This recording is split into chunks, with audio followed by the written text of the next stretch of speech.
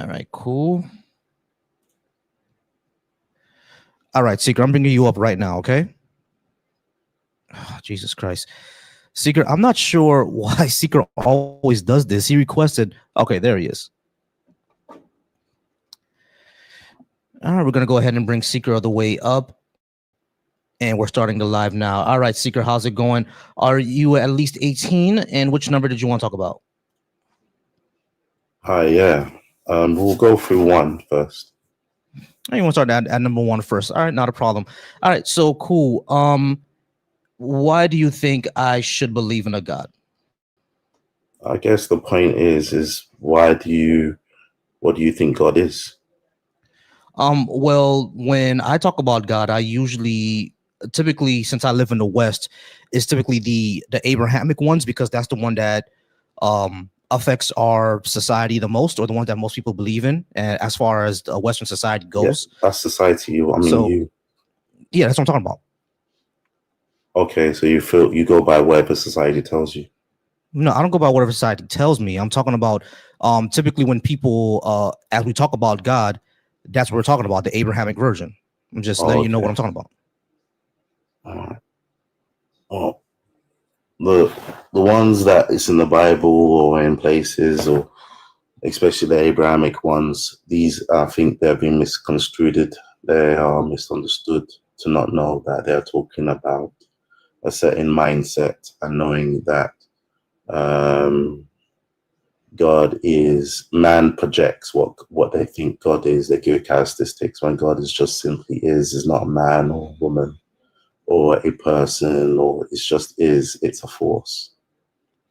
I don't think that really tells me anything. So God is a force. So when we're talking about, like, so you're saying that the God of, like, typical Western monotheism, like Christianity and Islam and Judaism, those are not gods. So it's about like the Eastern, more of an Eastern version or more of a deist version. Like, what is your version of God? I think the Western version is just basically mixture of what everyone's been talking about from the East. All they've done is just simply they've turned it into a person. They've made it into like a man or a woman that sits on a throne. Even for example, Israel is Isa, Ra, El. Isa, Ra, El. It's a breakdown of, it's just mindset, is the mind. Okay. That's fine, but like that's not really telling me, like, what do you think God? Let me ask you this. So you if I'm not mistaken, you're not going off of the Bible, the Quran, or any typical Western monotheism. Hold on, it's not your turn. So you're not going off the Bible, the Quran, or any typical Western monotheism. You're saying that God is. I'm actually going off the Bible. I'm going off the Bible, but so you're going off a typical Western monotheism. All right, cool. Yeah, so I'm the going God of the Bible. base. Great. So the God of the Bible. Why should I believe in that one? I'm going based on I'm going, yeah, like based on mind. So the mindset. Secret. The God of the Bible. Why should I believe in that one? There's no one God of the Bible. They're all one God. It's all one God. It's just different regions. I mean, the God of voodoo is not the God of the Bible. Oh, they're all the same gods. No, they're not. The same God. It's the same. Yeah, that's not true. No, that's not true.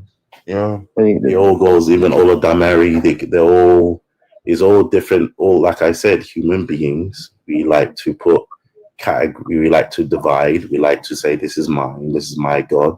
If you live in, like you said earlier, if you're born in the West, you're going to follow the Abrahamic. If you're born in the East, you'll follow something else. But so what makes your God different than other God? It's all the same God. All it is just people. I agree with that to a point, right? I think you're correct to a point. Yeah, they're all kind of the same thing in the fact that none of them have evidence for them being true. My thing is, though, is that the God of West African voodoo and Haitian voodoo is not the same as the God of the Bible, and the God of Hinduism is not the same as the God of the Bible. The gods of Hinduism predate the Bible by thousands of years, so they can't be the same God. There's no gods in Hinduism. They are. It's just It doesn't work that way. Hinduism has like 100 something gods, bro. What are you talking about? No, I mean, they have three main ones. Shiva, Brahma, and I they're forgot what the other all, one was. It's all pieces segments. Like All right, but what I'm saying is that predates Yahweh, though. That's what I'm saying. The God of the Bible is Yahweh. The Shiva, Brahma, and I forgot the other one. Shiva, Brahma, and something else. They all predate the Yahweh. Yahweh was a Midian god from the Levant. The Indus Valley civilization, it predates that by thousands of years. So it can't be the same one. But it does. But again, you're stuck on names and titles. It's just names and titles. The fundamental thing is that God is within you. What I'm saying is that you're saying that you're going off the God of the Bible. If the gods of Hinduism predate the God of the Bible, that means that the gods of Hinduism are not the same God as the God of the Bible. So that contradicts your claim. No, you're misunderstand. Again, it doesn't matter when the religion started. It still goes back. The fundamental things of each and every of these teachings is understanding oneself. Okay, so are you talking about the God of the Bible, or are you not talking about the God of the Bible? You're talking about even the God. I'm talking about all gods. It's all the one same God. Yeah, shit, he don't know about the God of the Bible. But you just told me the God of the Bible. So which one are you talking about? We are starting off. He doesn't know about the God of the Bible. We start off from the Western, which is the God of the Bible. He's just saying circles, brother. He's putting you in the loop. Is identity. All right, everybody pause. Jaheim, give me a second. Everybody pause. Jaheim, give me a second with Seeker, okay? Listen, Seeker. When you first came up here, right? Actually, which guy are you talking about? I was actually talking about some sort of deist god, and you said no, you're going off the God of the Bible. Cool, that's fine. And then when I asked you why should I believe in that one, now you're saying that they're all gods. So which one are you talking about? Because it's all the same.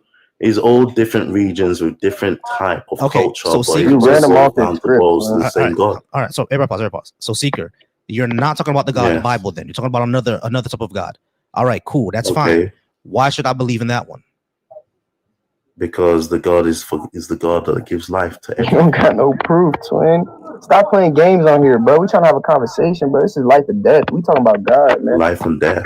You don't believe in God, so how can it be life and death? Come on, man. You guys, give me a second. All right, Jaheim, let me ask you a quick question, real quick. Are you 18 and I'm 21. 21? Did you want to talk about anything on the board? Oh, it's too young to understand this. All right, cool. And I also can share some good news. That's my always first purpose. I ain't talking about Jesus. I ain't on no religious shit, but I'm just here to listen as well. All right, cool. I'm just listening to what's going on, and he got you in a circle here, bro. I got you. Yeah, just pause me real quick. Let me just talk to Seeker real quick. All right, so Seeker, I'm just trying to understand. All right, so you're saying that all the God concepts are all the same thing. That's cool. That's all fine. Yes. So, what I'm saying example, is that hold on, understand Freemasonry. Hold on. Wait. Hold on. I get where you're coming from. All right. I understand where you're coming from now. Cool. So all the God concepts are just all one. What I'm saying is that I don't have any evidence of any of these. John, I'll put you on mute real quick. You're kind of loud. I'll put you on mute real quick. All right. So what I'm saying is that all of these God concepts, I don't have any evidence for any of them even existing in the first place. So the question then becomes, if we don't have any evidence for these things existing, why should we believe it? Now, the first thing that you said is that it gives us life and everything like that. You actually have to kind of prove that first. And how do you do that? Okay. We give birth to the living, but we do not give life. That's number one. And everything that is here is already being given. You can only be shaped. What the fuck did you just say? We give birth to the living. We give birth to the living. Jaheim, learn to control your mouth. You say you're here to listen. Jaheim, just pause me real quick. Let me just try to talk to him. So we give birth to the living, but we don't give life. I don't think you understand how silly that sounds, bro. No, we give birth to the living. Yeah, and living things are alive. So let me break down the logic for you. So a woman gives birth to a still baby. The baby is perfect, is still baby. But it's not able to breathe. A stillborn is not alive. A stillborn is dead. Why? Who gave life? What do you mean? Who gave life? What does that mean? If a woman gives if a baby is born stillborn, like a baby is born like dead, right?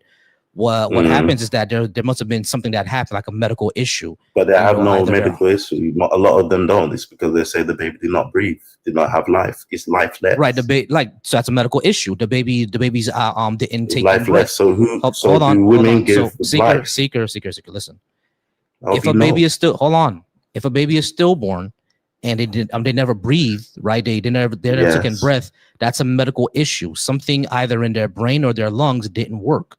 And they do autopsies all the time to figure out exactly what happened. But they can't find why. It's always. I actually have the explanation for that, but I hold on to my part. All good. So it's typically a medical issue, seeker. Now, yes, you are correct. Sometimes we don't know. We don't know what happened, right? So that's a thing sometimes, but it's typically just a medical issue that happened. If you're gonna say that our life is given by some supernatural force, cool, you can claim that, but now you have to show. How do you show that supernatural force is actually real? You just can't say, "Oh, we're born breathing, therefore supernatural force." We do not control life. Yeah, we kind of do. I have a gun in my car, bro. If I go on and shoot somebody, I just took someone's life, right? No, you took someone's life, but you took the living body, but you cannot. Life itself, you do not control. Hey man, I mean in this conversation, y'all, because y'all both can benefit. Learn to control your mind. Saying y'all both can benefit from what I gotta say. We all hear each other. Jaheim, I got you. I'm gonna get you in a second. All right, just give me to the. But I don't want to just have Seeker not be able to speak when I'm speaking. You know what I'm saying? I would like to have him speak as well. Everybody pause. Listen, Jaheim, I'm gonna let you speak. All right, but right now it's Seeker's time. And then once it winds down, it'll be your time. Okay, I promise. Well, shit, my phone at 3%, so I was just gonna give you a quick little rundown because I don't really want to be on here for too long. I'm just saying though, but I'll jump back another time if that's the case. Okay, bye bye. All right, cool. Nah, no problem. All right, so yeah, Seeker. So this is what I'm saying. When you said we don't control life, I'm trying to understand exactly what you mean by that. Okay, so one of the definition of life we understand in Masonry is that we do not control life. We can only be given it. We can't prolong.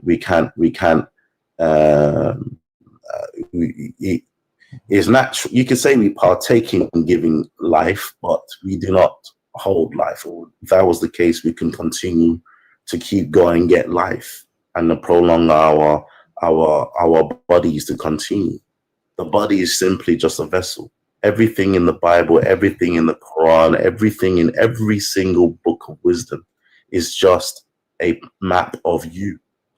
This really doesn't tell me anything, bro. This really doesn't tell me anything. I'm not sure what you're saying. You're saying that we don't control life. We're just a vessel. What is the definition of life to you then? Definition of life. Life is experience. Right. Experience this. So we actually do control that then, because the moment I get off this, I got off this live, and me and my wife go out to dinner or something like that. That's an experience. We drink some liquor. That's an experience. We go home and make love. That's an experience. Yeah, I mean, she gets pregnant and gives birth to my child. That's an experience. So what I'm saying is, hold on, Seeker. Let me just finish. All of these things are experiences, right? And we're in control of those things. We're in control of what we can experience most times, right? Except for when we're dreaming. A lot of times we can't control dreams, and even that we can have control over that too. Lucid dreaming. So we can, for the most part, control our experiences. So when you say life is experience and we don't control that, yeah, we do. Life gives you the opportunity to live the experience. So you get to be a witness to that experience. So that means we're controlling our own experience. There is no hell. It does not exist. No, there is no heaven. Okay, that's all good and well. I could agree with that, right? I agree there's no heaven, there's no hell. But what I'm saying is that as far as our conscious experience, yeah, we're controlling that. Like you're saying that experience come from something else? What do you mean? What do you mean? Because you're separating us living and having experience with the experience itself. You're separating those two things the way you're talking. So like what I'm saying is that if I go to Tahiti or something like that, that's an experience that I had, right? But you're saying that, oh no, I'm just living it. That's not an experience. Experience something else. Like what are you living that experience? You're living that experience. So I can control my experiences. Yeah, that life that you've got gives you the opportunity to have to live an experience. Agreed. So I control my experiences for the most part. Yes. You told me I didn't. So that's why I'm confused. I told you that you didn't. When you said that we don't control our experiences. No, but you don't control life. What does that mean, bro? Like you said, you could get up. You can get up and go out, and someone can just take your life. Take your living for you. They take away the opportunity for you to live an experience. Right. But your life, your soul is eternal. Okay, so you're talking about a soul. So you're talking about a soul. So you're just shedding off your. You need to. All right. So soul and life are two different things. So how do you actually prove a soul exists? How do you prove a soul exists? A soul, okay. For example, the thoughts are not our thoughts, and our ways are not our ways. How you know that? Even everything that you construct your mind is not even. Your mind is constructed based upon your thoughts that you choose. What is the thing that absorbs those thoughts? I'm really confused on what you're talking about, bro. Okay, so every decision you've made, right? These are thoughts. You have intrusive thoughts.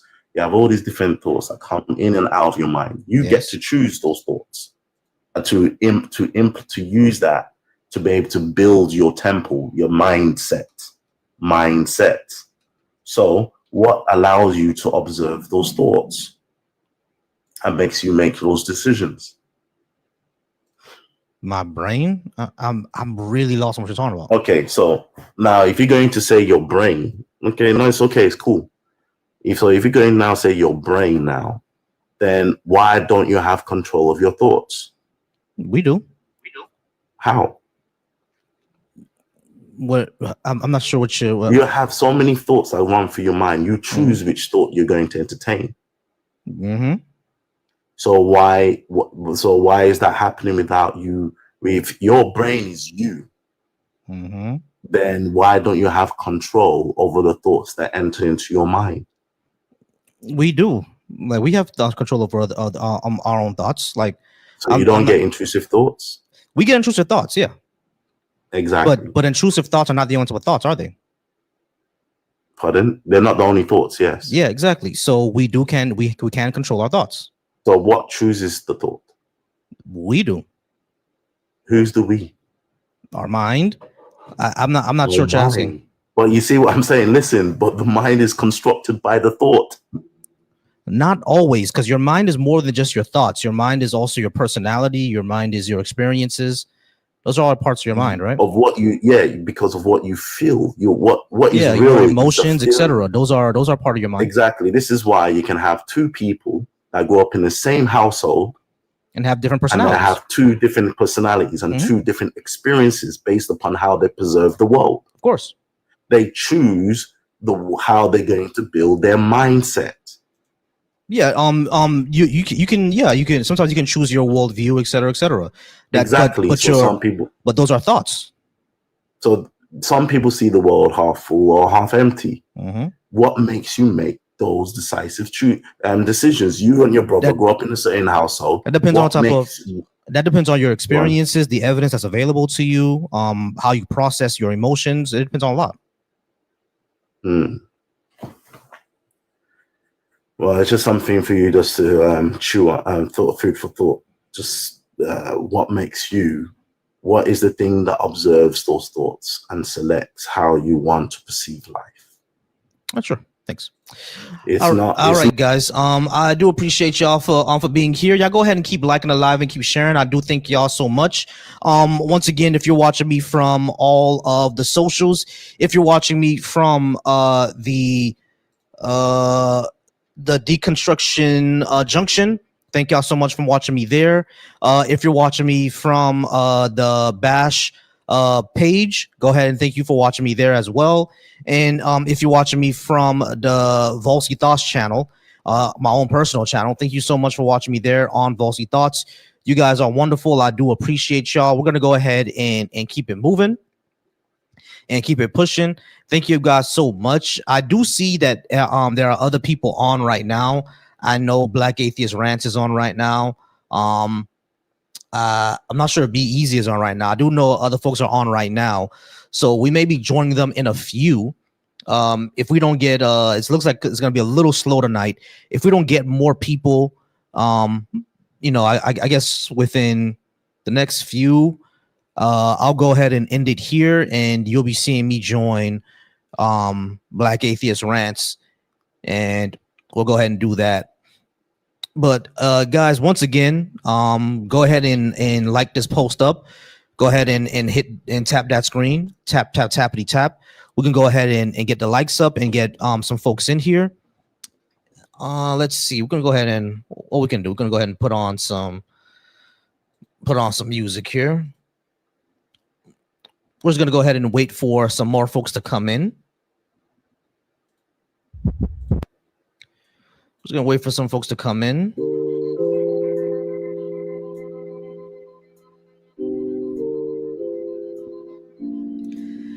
All right, and like I said, and like I always say, if you just say something in the comments that either you disagree with something I have on the board, or you answer something, or you just insult me or whatever, that's fine. I'm just gonna go ahead and invite you up, because we might as well like have a conversation instead of y'all just being afraid to talk to me or something like that.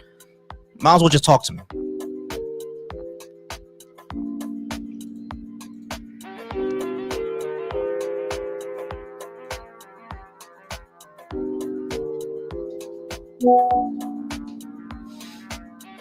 All right, Mark. He says my backwards cap shows stupidity, but I think my backwards cap is pretty cool. You guys don't like my cap? I think it's pretty cool.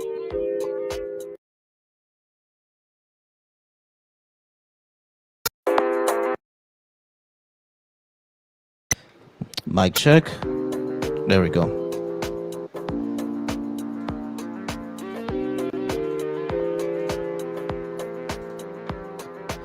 There we go. Yeah, I will. Yeah, so Mark, go ahead and hit that link and join in. We'll have the discussion instead of you just insulting me in the comments.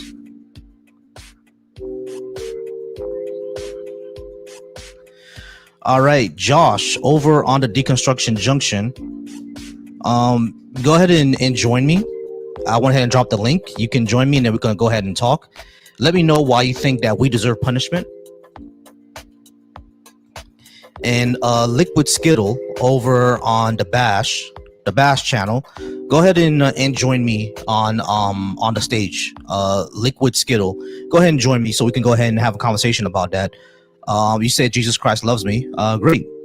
Come up here and talk to me and let me know why I should believe in Jesus Christ. Because I'm currently not a believer. So let's talk about why I should believe.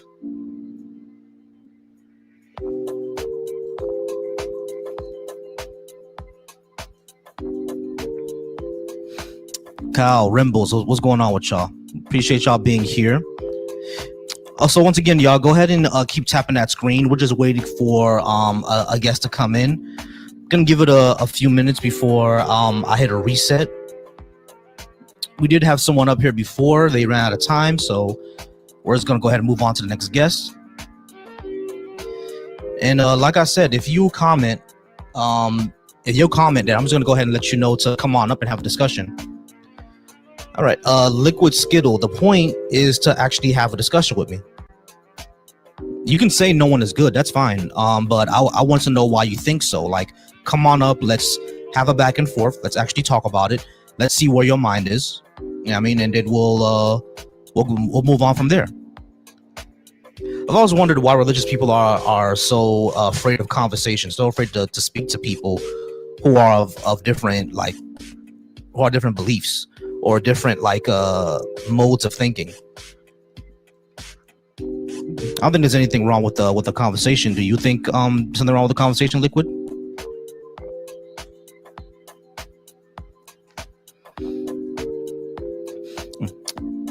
And shout out to folks in my chat. I do appreciate y'all. Rimbles, Y Weed, I appreciate you. Achel, I always appreciate you as well. Kyle, thank you so much for being here. All right, and we have Old Texas Man in the chat. Texas Man, go ahead and join up. We can go ahead and have a conversation. Like I said, y'all, if you comment something, either disagreeing with what I have on the board or insulting me, I'm just gonna go ahead and invite you up so we can actually have the discussion.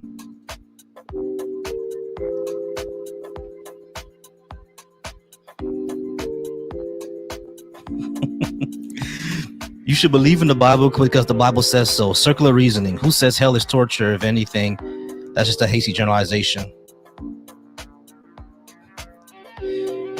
Yeah. I mean, usually when I talk to Christians, right, especially in the United States, they do think that hell is a place of fire and brimstone. So fire and brimstone, torture, etc. So I'm more addressing that version of hell. There are people who say hell is just separation. No one is actually getting tortured or anything like that. It just feels torturous because you're without the love of God or whatever. It's a roundabout way, you know what I mean? So, but I always ask, if that's what hell actually is, the fire and brimstone and the gnashing of the teeth and pulling our toes out of our bone, out of the bone socket, like, why do people deserve that for not believing? That just always kind of seems silly to me.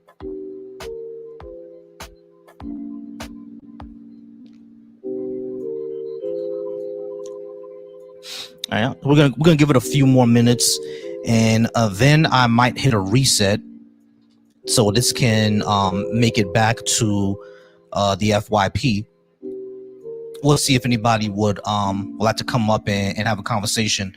If I hit a reset, that means that for a little bit, y'all will see the screen go out for a bit, and then you'll see it come back.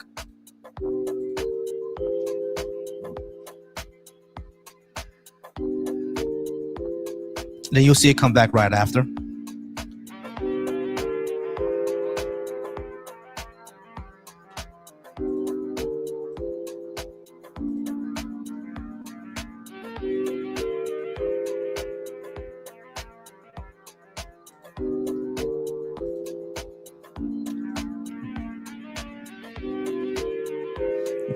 I like this background music.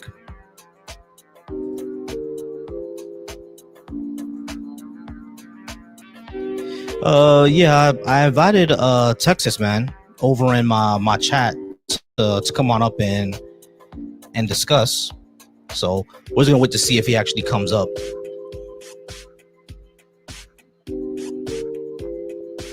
Someone's message got deleted over on a Deconstruction Junction. Not sure who that was or why.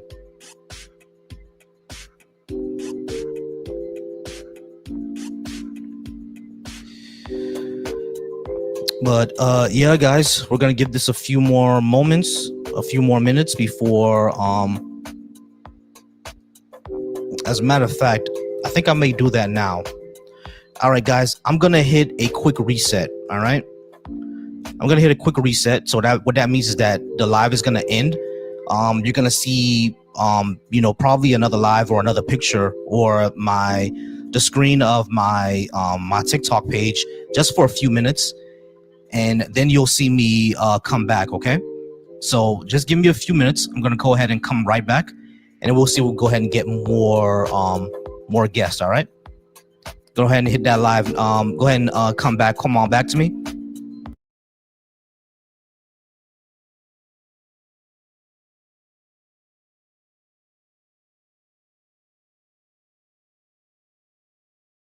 Go for a fixed point number, chat. AI super night tracking, 360-degree laser optical avoidance, chat.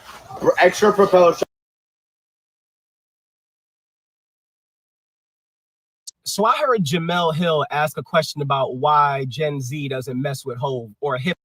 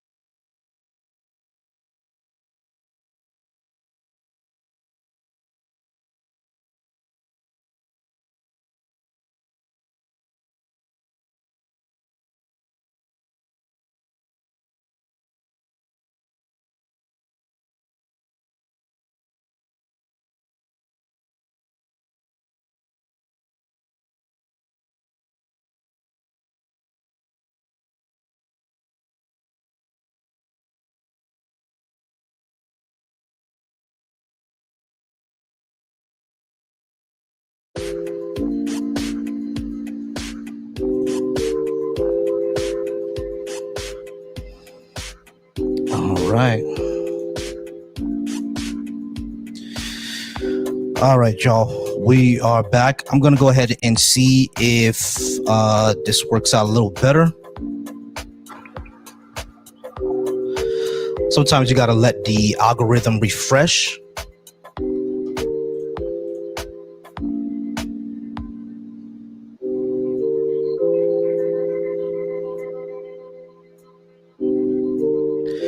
All right, y'all. So we just gotta go ahead and we just have to go ahead and let the algo.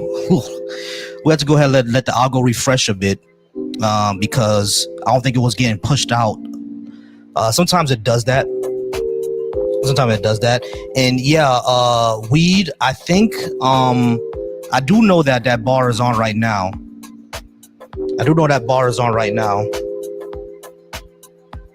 We'll see if I go on with him later.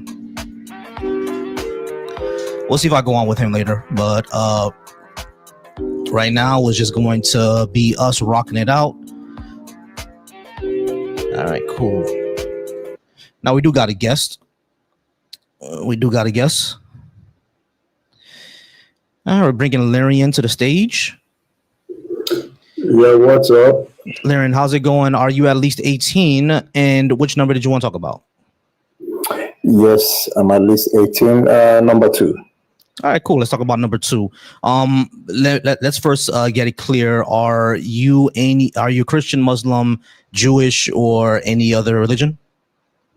Christian, but in particular Catholic. They're Catholic Christian. All right. So do you believe that hell is a place of torture and hellfire? Yeah, I think there's enormous suffering in hell. Great. So if I don't accept Jesus as my Lord and personal Savior, and I don't believe that is true, will I be going to this place of eternal suffering and torture?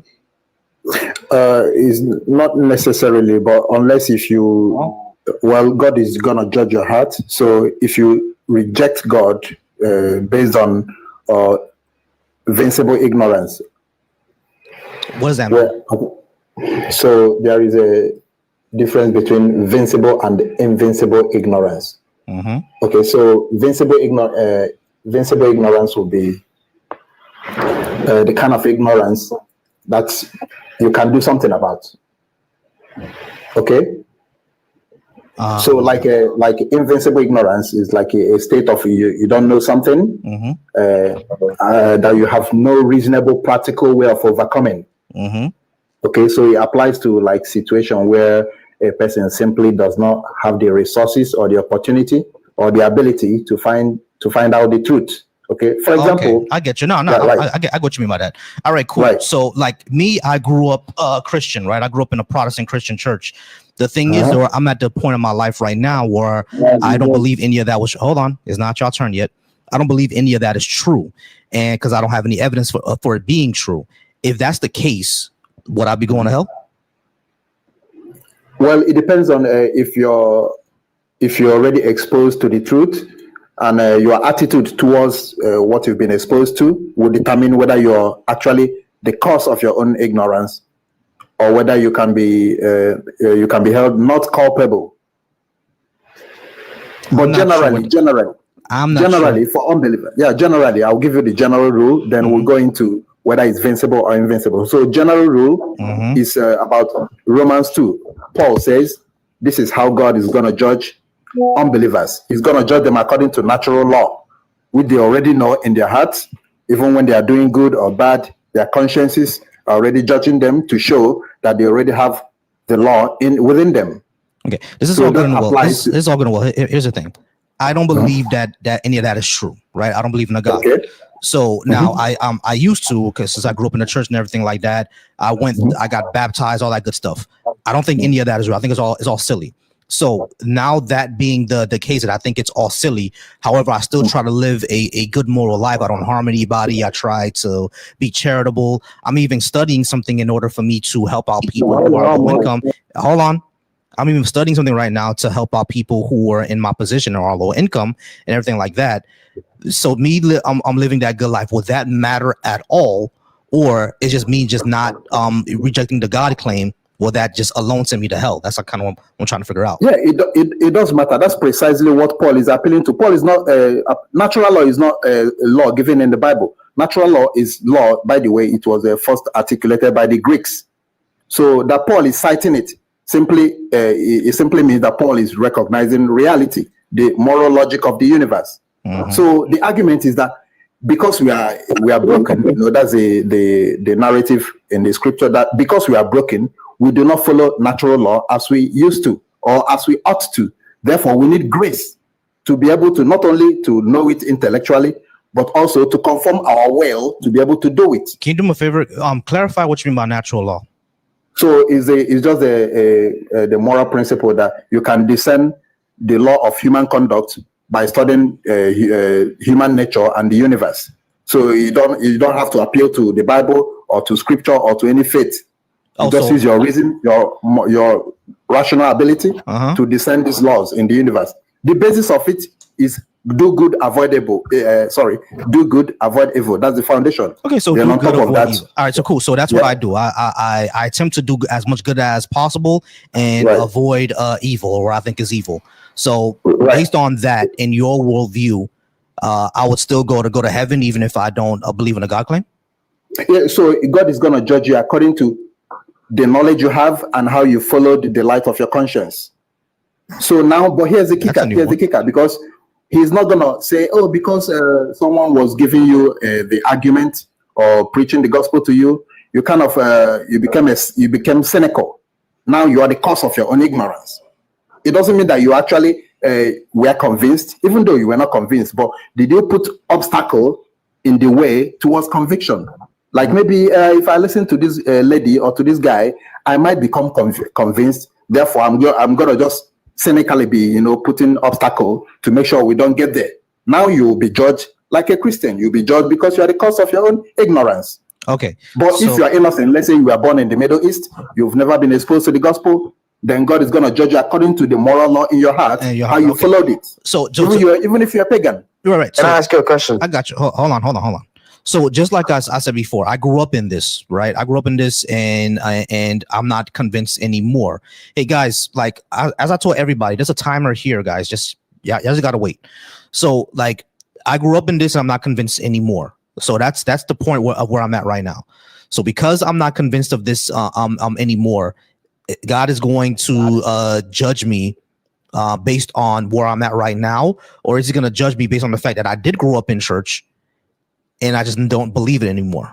Which one he's going to judge me on? May I speak? Not your turn yet. There's a timer up here, guys. Okay, sorry. Not all good. So yeah, what do you think, Larian? Can you summarize your question again? What I was trying to ask is that again, okay. I did grow up in this. I grew up in the church. I know about Jesus. I even did the whole baptism thing. I took the communions, all that good stuff. Right? I did all that as a younger person, but I do not believe it anymore. I think it's all silly now. I don't believe it. So what I'm asking is, will God judge me who I am today, or will he judge me on the fact that I did grow up in this but changed my mind? Which one will he judge me on? No, he's not going to judge you for changing your mind, because if you did if you did change your mind, honestly, you were critical, you looked up what you were being taught, and you've realized that it doesn't make sense, it's not logical, and you deconstructed, you are doing the right thing actually, because God gave you your intellect, he gave you your mind, and you using it. I don't think he's going to disagree and say, this guy used the intellect I gave him and deconstructed, therefore I'm going to punish him. That will make God a meanie. So of course, you use your intellect. But here's the thing. If you continue, since you are now an unbeliever, no problem. You did the right thing, actually, by deconstructing what you find not to make sense. Now, here's the thing. If you continue to walk in the light of truth, you will still find God. But let's say you did not eventually find God, but you've had people maybe talking to you about God, saying, no, you are wrong. Let's give you the correct, maybe what you deconstructed was not the right thing, was not the full truth. There's some truth in it, but maybe not the fullness of truth. Let's give you the fullness of truth. And you could say, okay, yeah, I'm willing to listen. Or you could say, no, I'm not willing to listen. Or you could also say, you pretend that like you're willing to listen, but you are not actually listening. You're, finding obstacle, throwing obstacle in the way of you attaining the truth. You see, now that's where the judgment comes in. Gotcha. Like, hey, Gotcha. Your ignorance is your own doing. Your own doing. Okay, gotcha. Now, what if I am willing to listen, but even at the end, I'm still unconvinced? God is not going to judge you for that. He's only going to judge you for how you live your life according to what you already know. All right, gotcha. According to Romans 2, that's what Paul says in Romans 2. Okay, I mean, I don't have any beef with that, Larry. I got you. I get that. I understand that. All right, cool. So even Christ himself said that because you now know, you have the knowledge, therefore you are saying, the judgment will be heavier. So if you don't know, if you're like a baby or a old grandma, you've not been exposed to Christianity, or you're not even literate, or you are a smart person, you deconstructed something doesn't make sense. Like me, I used to be an atheist. So had it been God judged me at the time, I think he would judge me correctly, because I was not the cause of my deconstruction. I just didn't find it to make sense. Okay, cool. I did the right thing. I deconstructed. All right, cool. So what does make sense? Why does it make sense to you now? I realized in hindsight, what I used to have was an infantile understanding of the faith. Okay.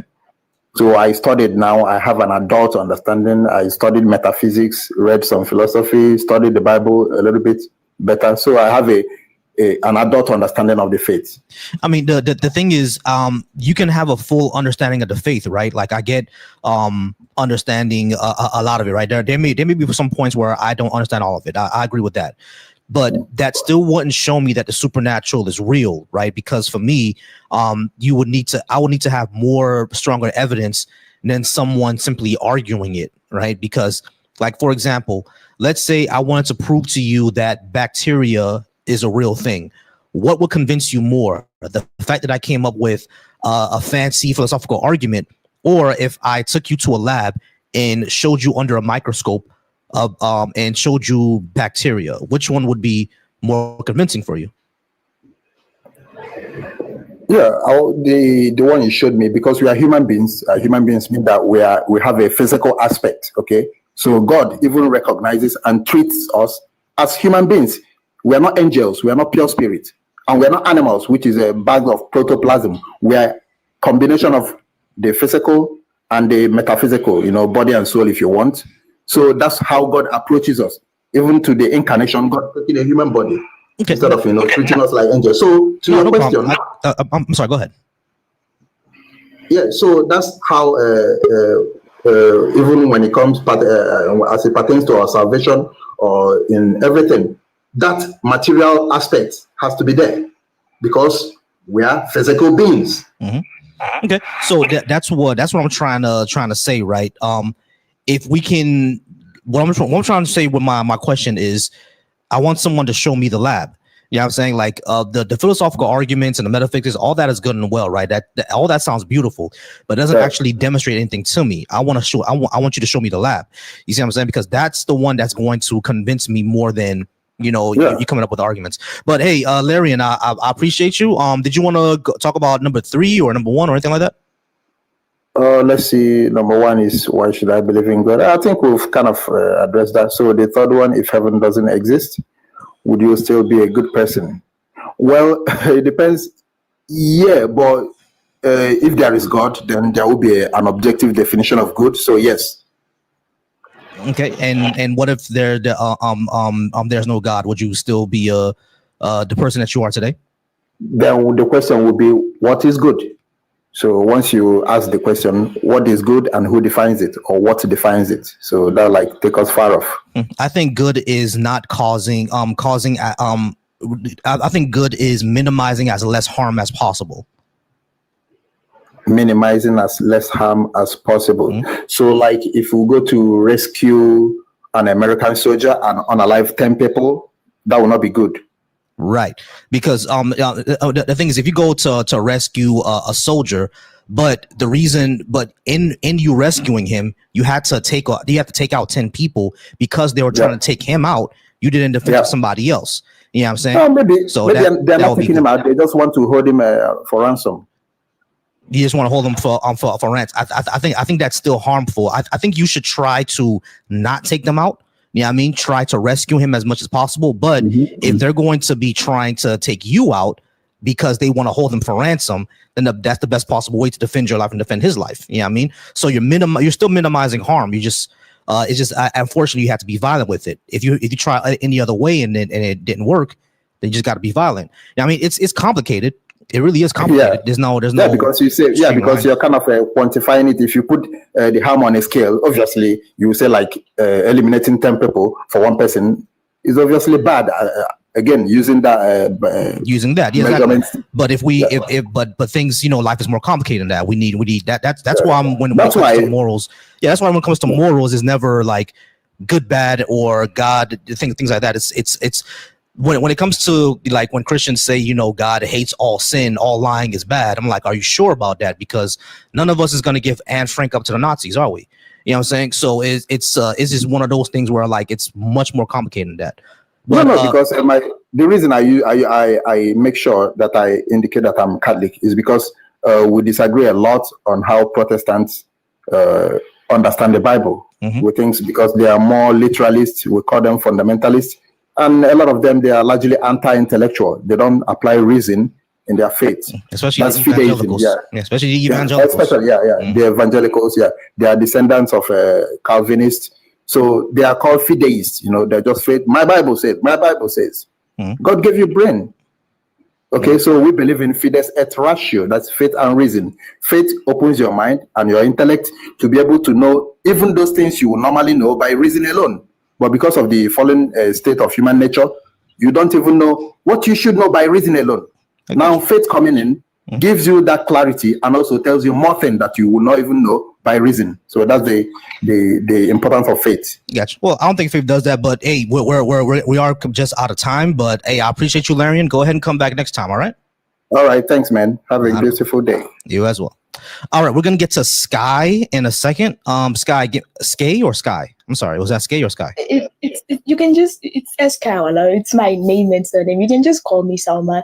Okay, Salma. Give me one moment, Salma. Hey, Muslim, I do see you over on my StreamYard. I promise I'm gonna get to you. All right. Don't worry. I didn't forget you. I'm seeing you over there right now, Muslim. Just give me a few minutes. I'm gonna talk to my TikTok person real quick, and then I'm gonna get right to you. All right. Appreciate you. Stay patient for me. Once again, guys, I thank y'all so much for joining me tonight and being here. I do apologize that I had to go ahead and do a quick restart, but as you can see, the restart worked. I was able to get more guests. It was able to push it out to the FYP. I appreciate y'all for being here. Keep tapping that screen. Keep liking. Go ahead and drop me some gifts. Thank you so much if you're watching me from the Bash channel. Thank y'all for watching me there. If you're watching me from the Volcy Thoughts channel, thank you for watching me there. And if you're watching me from the Deconstruction Junction, thank you guys for watching me there. The link is pinned. You guys can go ahead and join me. I'm not looking at the comments, y'all. So if you were arguing with me with something I say, I'm not going to be able to see it. So you need to go ahead and come on up, just like how Muslim did in my StreamYard, and then we can go ahead and have a talk, okay? Thank y'all so much for joining me. We're going to talk to Salma right now. Salma, how's it going? Are you at least 18? And which number did you want to talk about? Yes, I am actually turning 19. I am legal, don't worry. Okay, cool. Which number did you want to talk about? Could we start from number 2, then we go to number 3 and number 1, or we could go in order if you want. Okay, cool. Yeah, we'll start with what you want to talk about. Number 2. All right, cool. Just to clarify, I did see that you said you're a Protestant. The way that you understand hell, is it fire, brimstone, gnashing of the teeth, torture, etc.?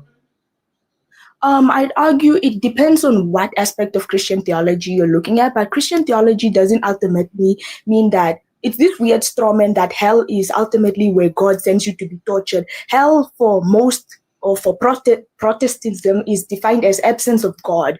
So, hear me out. If, for example, willingly on earth you choose to be separate from God, using your free will, then ultimately in eternity, you are separate from God. And if God is good and God is love, what happens when you remove love and goodness from a specific area? That's why you have now your suffering, your torment, your evil. So it's kind of a straw man to say that God sends people to hell for torture.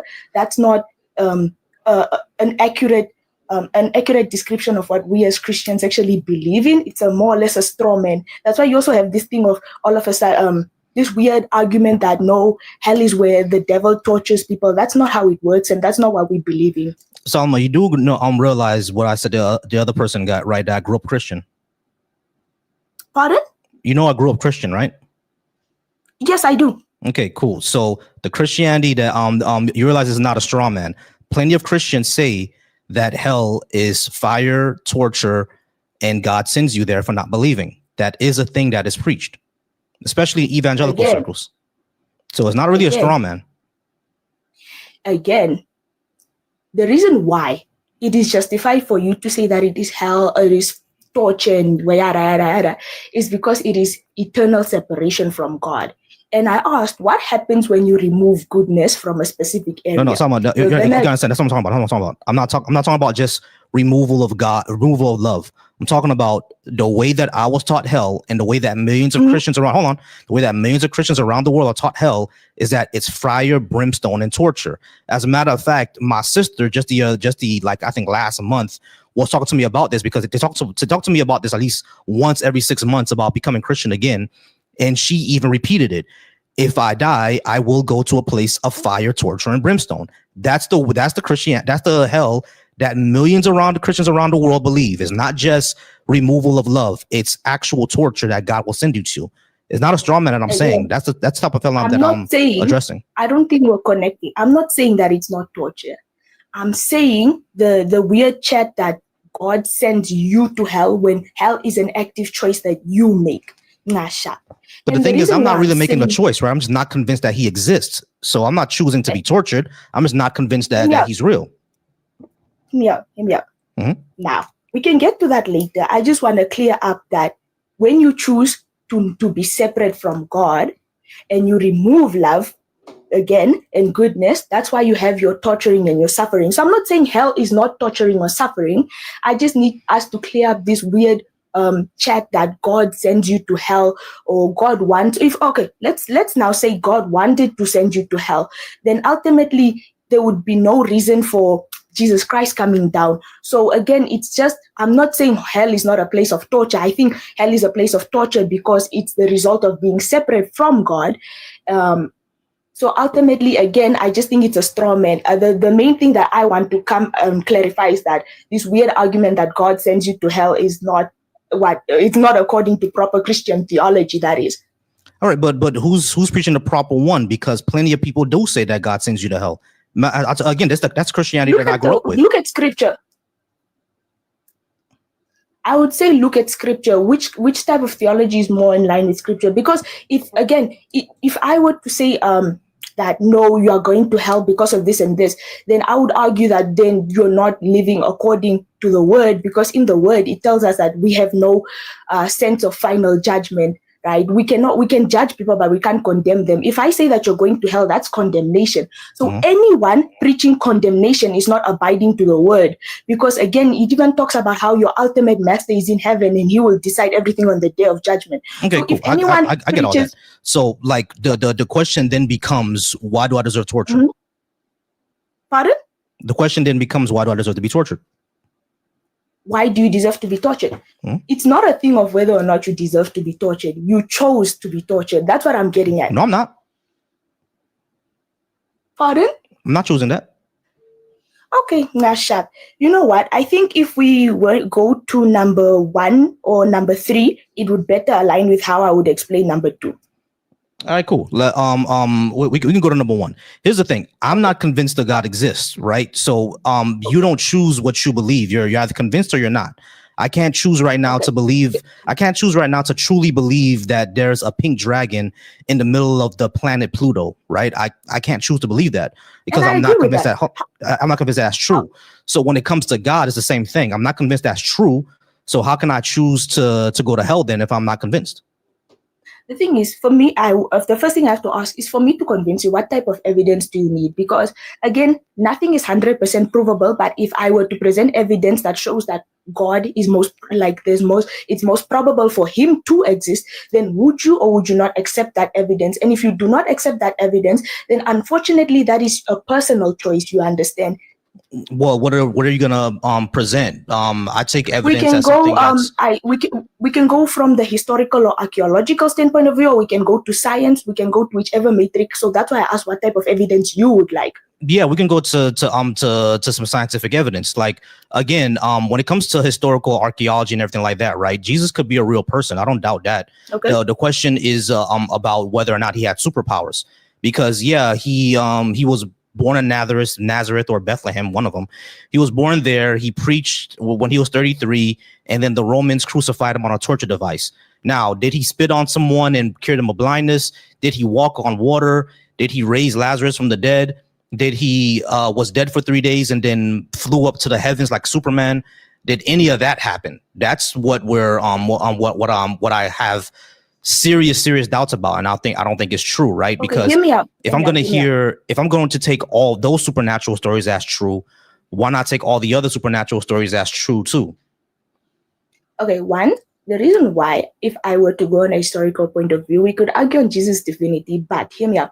There are both Christian and non-Christian sources that do prove of his divinity. So I would ask you, for example, if you have multiple societies recording historically that there's a dragon within existence, you could say, okay, but there's no way a dragon existed, but if it's historically written by multiple societies that have come to multiple conclusions, would you assume that all those societies are now delusional, or would you assume that, hey, maybe there is the probability of this being true is there? No, they'll be delusional, because what you're saying actually did happen. Europeans recorded dragons, the Asians recorded dragons, Africans recorded dragons, Native Americans recorded dragons. Dragons don't exist. Yeah, I mean, so multiple people recording something happening does not make it true. Hear me out. I don't want to go into the dragon debate, but anyways, we could go according to my foreplay within science is chemistry and biology, because that's what I study. We can go into physics a little bit, but if I would say, right, the way the universe is defined, the way the universe exists, right? We as scientists, we've come to the conclusion that the universe has a beginning, right? Because it's expanding, it shows that. So anything that's able to expand has a beginning. So ultimately, we'd argue then what caused the beginning. Now we could argue the Big Bang, but ultimately the Big Bang makes a little bit no sense unless you take it from a creationist point of view, and even from there, you still require an outside causation. I argue that science within itself doesn't explain how certain things got there. It explains how they work, but it doesn't get to causation. It can tell you that, hey, this is how gravity works, but it never tells you why gravity is there in the first place. Hey, this is how an elephant looks like, but it never tells you as to why specifically an elephant exists, right? So ultimately, I mean, elephants just because of evolution, but when it comes to I love this theory. Actually, the theory of evolution is currently debated on. Hold on. You said that you're a scientist. Did you say chemistry or physics? I study chemistry and biology. I do have a bit of physics background, but I'm not a professional. So all right. So all right. So let me get this straight. You studied chemistry and biology, and you doubt that evolution happened? The thing with the theory of evolution within itself is actually quite debated upon in modern science because it doesn't make sense. The reason why it doesn't make sense, Darwin himself said that the reason why my theory could collapse is because of the fossil records. So you know when it says that humans evolved from monkeys, right? Well, we evolved from apes. Well, we are apes, right? Or prior apes, yeah. Listen, hear me out. From the transition from apes to humans, the missing links, the fossil records are against thing because listen, evolution says that there is slow, gradual change, right? Unfortunately, according to fossil records, you will have a primitive species with a certain fossil. There is no gradual, slow change. You will just end up finding another fossil that has ultimate, a big jump of change, which goes against. Not really. The fossil record does show gradual changes. Like it doesn't show any big, there are several links in the chain, right? Like there's not just Australopithecus and then this thing a million years later. Like there's multiple bones in the fossil record. Like we can even look this up right now. Like if you're a biologist, you should know that. I'm not sure why you're saying that that's not true. It's maybe because I'm rushing because I see that I'm looking at the timer. But if you were to DM me, I would be able to explain it properly. Second, it kind of goes against if you were to scientists have stimulated the theory of evolution in a lab, and the probability of it is 7 to times 10 to the power of 47,000, right? So according to Charles Darwin. Wait, what did you get that from? Where'd you get that from? It's a stat. It was a study. I'm not gonna lie, I don't remember. I could get the papers for you, but again, according to scientists, if you were to stimulate the theory of evolution within a specific lab, right, it would prove that we don't have enough time. If according to the Earth's timeline, according to science, and then Darwin's theory of evolution, it would still not be, how can I say, we would still not have developed to multicellular organisms, would still more or less be at the, we wouldn't be as advanced as we should be because we don't have enough time. That and the fact that it contradicts the second law of thermodynamics. But the thing is, Salam, evolution has been going on for 4 billion years. 4 billion years is an extremely long time. Yes, but if you were to stimulate it in the lab, it would show that it's still not enough time for us to develop. We're not saying that it's not enough. Yes. Yeah, we've done evolution in the lab, macroevolution. We've done it in the lab. Like the thing is like this everything that you're saying. I'm kind of surprised you're saying that you're a chemistry and a biologist and saying all this, because everything that you're saying has either been shown to be true that we can do it, and you're saying that it's not, or it's completely untrue. Like the entire thing about 1 in 7 billion chance we don't have enough time. Obviously, it happened because 4 billion years is extremely long time. And what stat are they going by? Because we only have a sample size of 1, which is the Earth, right? We've never seen another form of life. So what are they comparing it to? As a matter of fact, what is the probability they're comparing? Can I correct something real quick? Oh yeah, go ahead. Go ahead. Yeah, so I want to say the process was 4 billion years, unless you're talking. Well, it depends on what life you're talking about. I'd say the world was and like the plants, sure, yeah, of course they was experiencing evolution, but I'm pretty sure from the abiogenesis it was 914 million years ago. Mm-hmm. Yeah, that's when evolution started with life. Abiogenesis. Abiogenesis started 914 million years ago? It's 914 million, I believe. I mean, maybe 912 million. And also, okay, let's say now for argument's sake that evolution is real. Well, I think you kind of got that backwards. It took 900 million years for abiogenesis to start. But from what I'm finding here, it started in between about 3.7 to 4.2 billion years ago. If the Earth is about 5-6 billion years old, then that means that it took about 914 million years for it to start, right? So evolution has been happening for like 3 billion years. That's a very long time. Yeah, I mean, so. I thought you were talking from the beginning of. Never mind. Okay. I got you. I'm sorry about that. We probably talk past each other. No, I'm sorry, brother. All good. I'm sorry. But yeah. Sky, you see what I mean, right? Because I'm even here on the Smithsonian website to look at the fossil record of humans, and there are thousands of bones here of human evolution. It's not something that the reason why I say there is no, like, it's a big jump is because from the theory of evolution, we developed from a common, like, singular ancestor, like, which would be like a singular organism if you were. So again, that's a huge leap where you get one cell to now a multicellular organism, if you get what I mean, right? Right. So from a single cell to multicellular organisms, yeah, that is a mystery. Yes. No one doubts that's exactly. A mystery, right? Hold on, wait. Okay. No one doubts that's a mystery, but that doesn't mean just because it's a mystery, it's impossible or untrue. It's just a mystery. Okay. I mean, we're still trying to figure it out. Okay, but remember, also you're gonna have to attribute that to God, though. You do realize that. Right, and I'll say the best way to do is give a syllogism, right? Well, a set of premises that's valid to an inference that preserves a conclusion, right, of why God should be attributed for evolution. If you don't believe in evolution, human life. No, I'm saying, what I'm trying to prove is the theory of evolution by itself is not plausible. Okay, then let's say it's false. God. Let's say it's false. How does that prove God? Let's say it's false right now. How does that prove God? I'm not saying that it within itself is false. I'm saying it has loopholes that if you but like there's no point of arguing against it. Are you here to prove that God exists, or at least show empirical evidence? Okay, great. So let's say everything we know, every scientific mechanism, every phenomenon was all lies. Everything was lies. We don't really understand it. Cool. All right. How does that prove God? That's a straw man of Christianity. We believe that God, science. I'm not straw manning Christianity. Everybody pause, because I don't want us to get to in the weeds and stuff like that. All right, cool. So Z is actually asking a genuine question. even if you were to show tomorrow that all evolution is false, right? All the fossil records, et cetera, even if you were to show that false, how would that show God exists?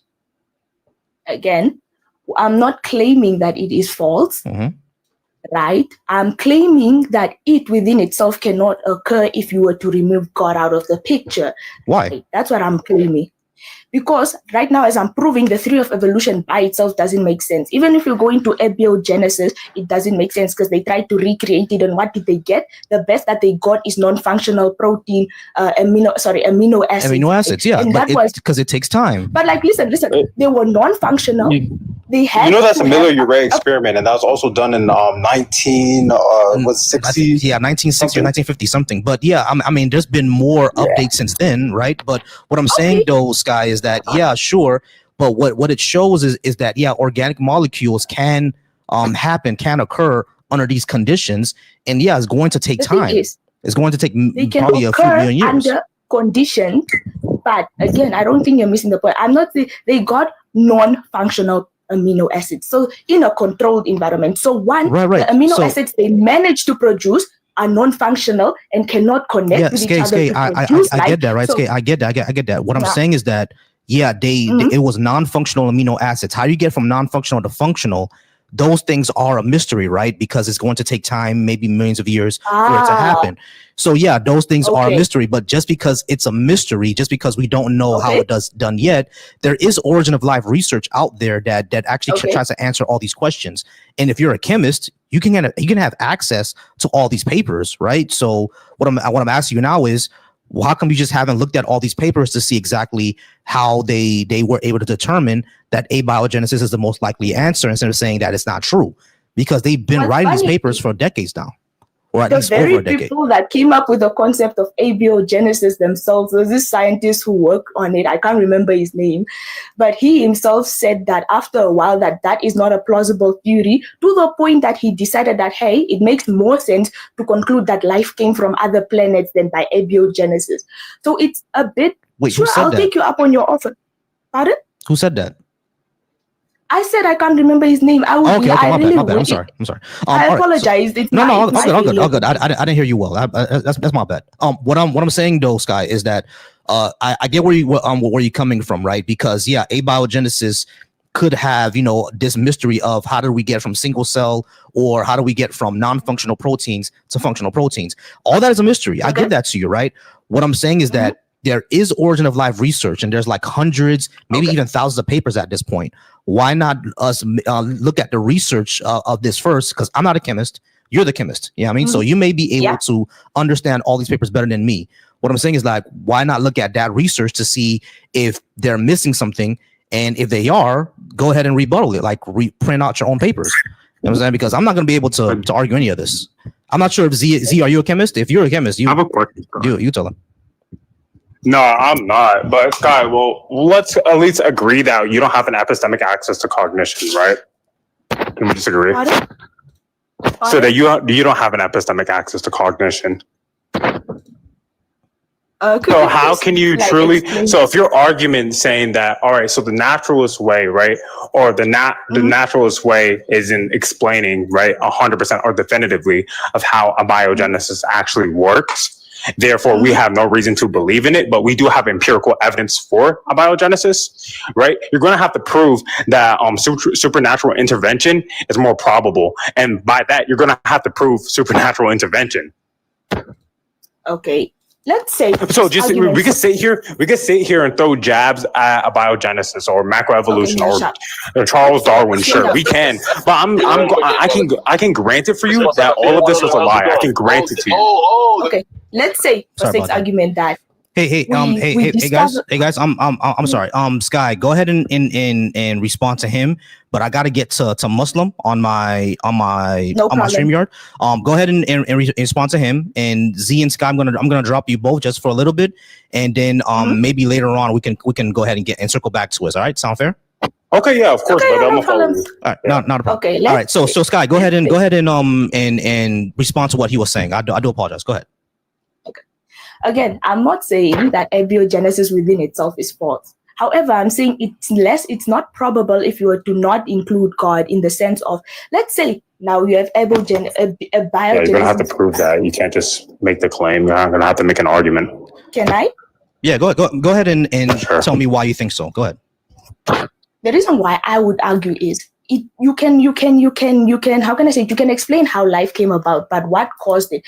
Because again, the probability of it happening is, to me, very unlikely unless you prove me otherwise. Mm-hmm. But so you're telling me at some point in the timeline of the universe, at some point in the timeline of the universe, the conditions were just right so that functional amino acids could be produced. And then not only could they, when they were produced, they were able to organize themselves in a way, mind you, the way amino acids organize themselves, it's in a unique way, right? Different amino acids code for different proteins, right? So ultimately, you're saying that somehow along the timeline of the universe, the conditions were just right. It was just the perfect environment, and it allowed functional amino acids to be produced. And then when they were produced, right, it allowed them to organize themselves into proteins that are functional and that led to life, right?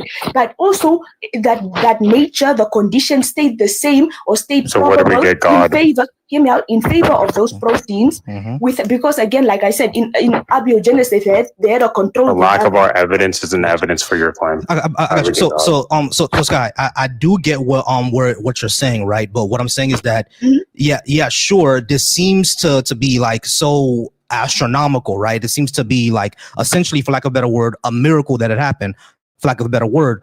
But I don't think that shows that the supernatural is now all of a sudden the answer. You guys do me a favor, all right? I know you both of y'all follow me. Do me a favor.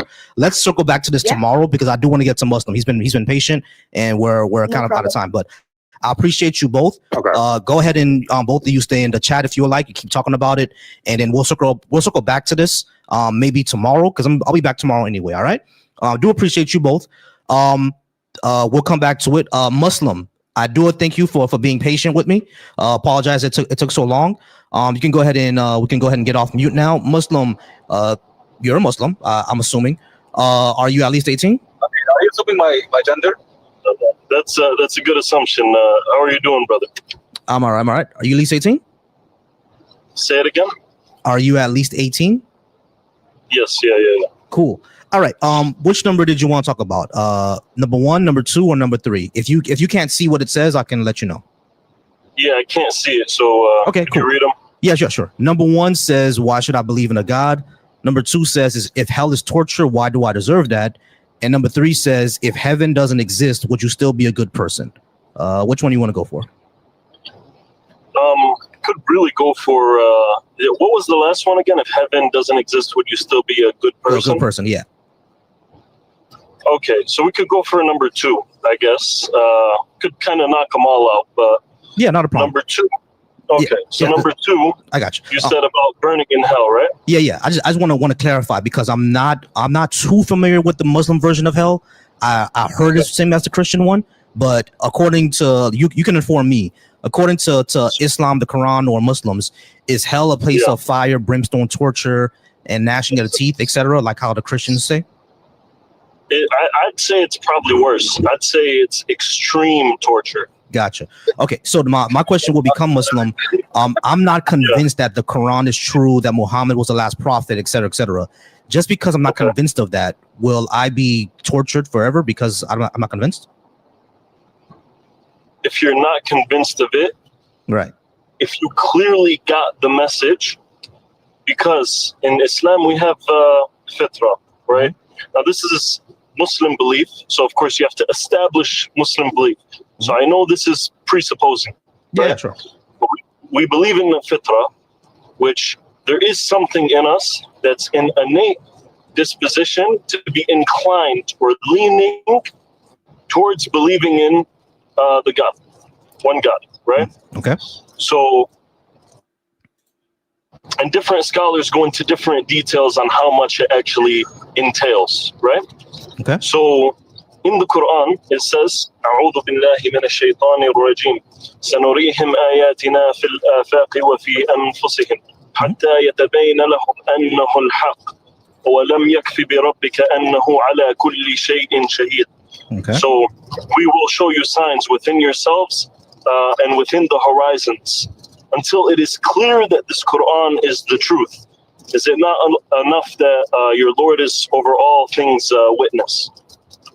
Right? So we believe that there is many signs, when you just do tadabbur, which is, reflection. Right. So when you do reflection and you even look at this earth that we live in, look at how things are facilitated so beautifully, and I know some atheists, they say, oh, there's many planets where you would die and this and that. I'm saying for existence to be there at all, how beautifully facilitated things are, that this brings us towards a creator. Any other thing that we would look at with this type of intricacy, which we can't even see anything with this type of intricacy. iPhone's not going to be nearly as intelligent as you are, right? We would ascribe a creator to it. We would ascribe something about this has to be done by design. Right. Okay. So here's what I would say, right? All that sounded great and beautiful, right? But it doesn't show me anything. You know what I'm saying? I'm just not convinced. You know what I mean? So my question is like, I get, I can go to let's say I go to a mosque and everything like that, and I learn about Islam, and I talk to an imam and everything like that, right? Let's say even after all that, I decide to not take the shahada because I'm just not convinced that Islam is true. Yeah, I got you. Give me 1 second. Let's say even after all that, I decide to not take the shahada because I'm just not convinced, right? The question then becomes, even if I listen to you, hear everything that you're saying, right? But I'm like, I'm not convinced that's true. Is Allah still going to say that, okay, you're still going to get tortured forever because I gave you the message, but you didn't believe it? Is that going to happen, you think? So from the Islamic perspective, that this would be truth already that you would be rejecting, right? So it'd be clear to you, and a lot of people would have reasons to reject truth, whether it's for their desires. And it's not saying that you know it's truth right now, you know what I mean? But at some point, you'll get to the point where it is rejecting truth, where it is clear. So when somebody does reject the truth and they die upon it, then yes, and I have no issue with this. I got because you. This is So Muslim, the issue that I have with it is that I'm honestly just not convinced. You know what I'm saying? Because if Allah is all knowing, He's gonna know that I'm faking it, right? So it's like, if I'm not convinced of it, then it's like I don't see the reasons why someone should be tortured for not being convinced. But Muslim, I do have someone on my stage right now. I'm sorry. Give me 1 second. I do have someone on my stage right now that is an ex-Muslim. I want you to talk to him because me and you will go in circles, right? Me and you will go in circles. So I think you and him will have a better conversation than me and you. Honestly, did you want to go ahead and talk to him for a little bit? Yeah, of course, yeah. Yeah, all right. Bring him on. Yeah, Z, go ahead. Let me make sure you can hear him. You can hear each other? Okay, can you hear me, brother? I cannot hear anybody. Hold on, give me a second. Give me 1 second. Z, say mic check 1 2 1 2 for me. Mic check 1 2 1 2. Hello. Muslim, did you hear him? No, I didn't hear anybody. Okay, give me a second. Give me 1 second. Give me 1 second. Give me 1 second. All right. That should be better. All right, now Z, say mic check, and Muslim, let me know if you hear mic check. Go ahead, Z. Mic check 1 2. Hello. Muslim, did you hear that? Interesting. Muslim, you there?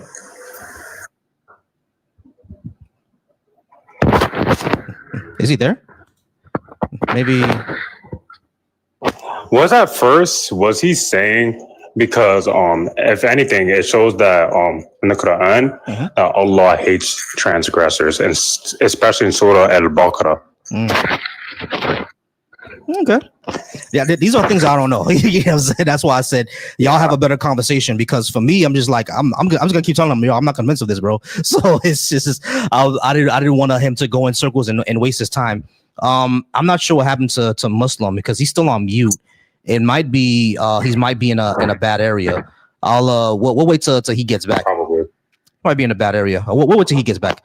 But yeah, I just have some questions about equality in the book as well. Ems is here. I don't know if you follow Ems Z, but Ems is amazing. Ems is amazing. He knows a lot of this as well. Could you still hear us? Just checking in because we couldn't hear you. There you go. Okay, Muslim is back. We can't hear you. Can you hear me, brother? Can you hear me? Can you hear me? Muslim, you there? Can you hear him?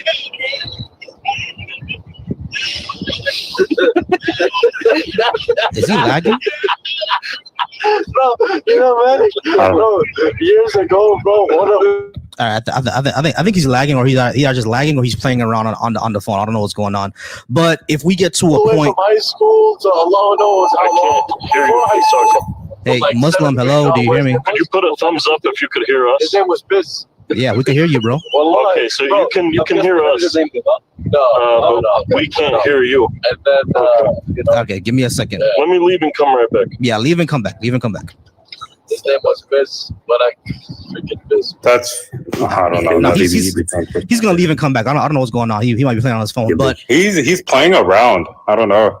Yeah. Muslim. I just want to make sure he's not being disingenuous or intellectually dishonest, because like I know that's it's a great Muslim tactic, so I have to stay here. Gotcha. Would you be able to hear me? Yeah, that's what I'm trying to do, right? I'm making sure that he can hear you, because typically on StreamYard they can hear everybody, so I'm just making sure. But can he see the live by chance? He can see it. Yeah, I'm sharing the screen. That's how he can see everybody, so he can see it. So I'm just waiting for him to come back. But Ems, how's it going, Ems? It's been a little bit, man. How you doing? I'm pretty good. How are you? Hear me? Hello. You're lagging a bit. Hello. I mean, we're driving by some mountains, but Gotcha. Is it any better? Is it better now? Yeah, it's better now. I can hear you. You can hear me? Yes. Alhamdulillah Rabbil Alameen. Gotcha. Okay. Do we have the ex-Muslim here? Yeah. I have the ex-Muslim there. Yeah. Z and Ems, can you guys say mic check for me real quick? Yo, mic check. You heard that? Mic check. Yeah. I heard him. Okay, great. All right, perfect. You guys go ahead. All right, so Z first, and then Ems, you can jump in at any time. Go ahead, Z. What was your question for Muslim? Okay, so can we agree, brother? In Surah Al-Baqarah, it says that Allah hates transgressors, correct? And He hates the non-believers. Say it again. Allah what? Now, Allah does not like transgressors, and He does not like non-believers, correct? Yeah. I stated in Surah Al-Baqarah, and I stated in the 10 favors of Allah, what He did for the Israelites, so forth. Correct? Yeah. He doesn't like heretics. Okay. So I guess my brother's question here, right? Why would Allah create somebody with a rational mind, right? And also punish them for it? Because Allah is all knowing. And also I have a problem with compatibilism or soft compatibilism within your religion, which is free will and determinism coexisting. Because it's straight determinism, because you cannot will against Allah's will, right? So, but anyways, if Allah knows you're going to do X, you definitively can't do Y, right? Because His foreknowledge knows that you're going to do X. Therefore, if you do Y, then He's not omniscient. And He does not have an epistemic access to cognition, correct? Correct. Yeah. If you're speaking of the knowledge, because you're speaking of the knowledge, if a teacher knows whether you pass or fail a test, is it the teacher's fault that you passed or failed? Yeah. Can I tell you where that analogy fails? That analogy isn't symmetrical at all. That analogy isn't symmetrical at all because the teacher didn't create you. So the analogy isn't symmetrical. And on top of that, the teacher does not deceive you. Say it was your mother, right? Yeah. Is it their fault whether you passed or failed the test? If the teacher isn't the ultimate creator of all things. And if the teacher is deceiving you, then yes. Okay, if the teacher was the creator of all things, then they created you. Huh? Say it again. Say it again, Ems. The teacher was the creator of all. If the teacher is that created you, then you're talking about God again, and therefore it's not just. Oh, wait, and therefore it's not just. If I pause real quick. Oh, pause real quick. Give me a second. All right, Ems.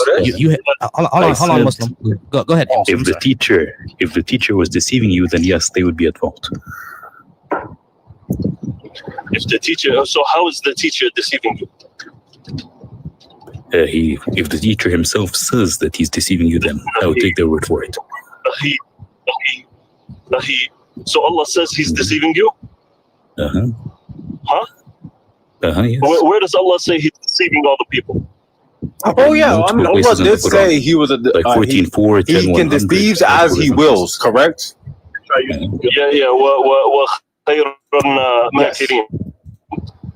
Yeah. What? So What? they Say that plan again. and Allah plans. No, that is not what I'm talking about. That is not what I'm talking about. In this context, That is not what I'm talking about. in this context, it's saying they deceive and Allah deceives. No, That is not what I'm talking And Allah about. plans. And Allah That is not what I'm talking Okay, then about. what's There it is. It's called the Muslim shuffle, brother. It's called the Muslim shuffle. It literally has nothing. I didn't even quote that verse. By the way, I got a question, not for M's, for the other homie. Okay, so brother, I'm gonna go back to what I was saying because we're getting off topic. I don't want you to comment, nor do I want you to pivot. Hey guys, Okay, so no, I say it's not just. Hold on, The guys, teacher knows you're going to fail the test and doesn't give you. ZZ, hold on. I'm sorry. I promise I'm gonna let you go. I know you want to get in. I promise I'm gonna let you go. Everybody pause real quick. But like we're kind of like talking over each other, which is why we can't hear each other very, very well. All right, so let's do this. I'm gonna give Z, I'm gonna give you 5 minutes, and then M's, I'm gonna give you another 5 minutes. How's that sound, guys? Sounds good? What about me? What about me? No. I'm Muslim. I'm just on me. I'm gonna take Z. You and Z can go for about 5 minutes, and then you and M can go for like another 5 minutes. That sound fair? Sure. Okay, cool. All right. So just for us not to talk over each other, Z, go ahead and go ahead. I'm put the time on the clock. 2 minutes. Go ahead, Z. Yeah, I don't even think I'm gonna need 5 minutes for this guy. So, anyways, first off, your analogy wasn't symmetrical at all. And if you're just gonna go that the teacher's the ultimate creator of everything, therefore you're still talking about God, and it's not just because that shows that the teacher had a lack of teaching ethics to actually teach the student to follow the correct path that they wanted them to choose. And when you fail a test, you don't go to eternal damnation and suffer for the rest of your life, right? So that's where also the analogy is symmetrical. So if you add the factor that you also receive eternal damnation, then therefore that is not, hold up, I'm still talking. No, I'm still talking. And I want you to give me a syllogism, right? I want you to give me a syllogism, right? That a set of premises valid to an inference that preserves a conclusion on why soft compatibilism, right? And why you can will outside of Allah's will. Because in your book it says you cannot will unless Allah wills. And also, let's not bring up the hadith when even Adam said it wasn't his fault for committing that sin that sent him down to the earth. Now we shotgun. Before you shotgun, right? So first of all, about the teacher and is that shotgun because it's within the same topic of free will. Let me go. Go ahead, Muslim. LOL. So now you're saying that every single student that fails a test is because of the teacher, that they were not teaching well enough. Is that what you're saying? Yes, let's say that, because the teacher has ultimate access, correct? Right? If you say that the teacher does not have ultimate access, therefore the teacher is limited. If the teacher has ultimate access, therefore he has the ability, or she, right? Here, it has the ability to give you the access to the cognition, but therefore they don't, right? So why would they receive internal damnation? Okay, the student has the ability to pass the test. Strong, man. Holy shit. I'm saying just because does the student have the ability to pass the test doesn't mean that the student did not have the ability to pass or fail the test.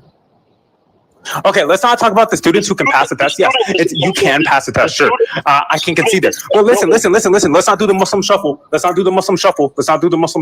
brother? So, how about the people who fail and go to eternal damnation?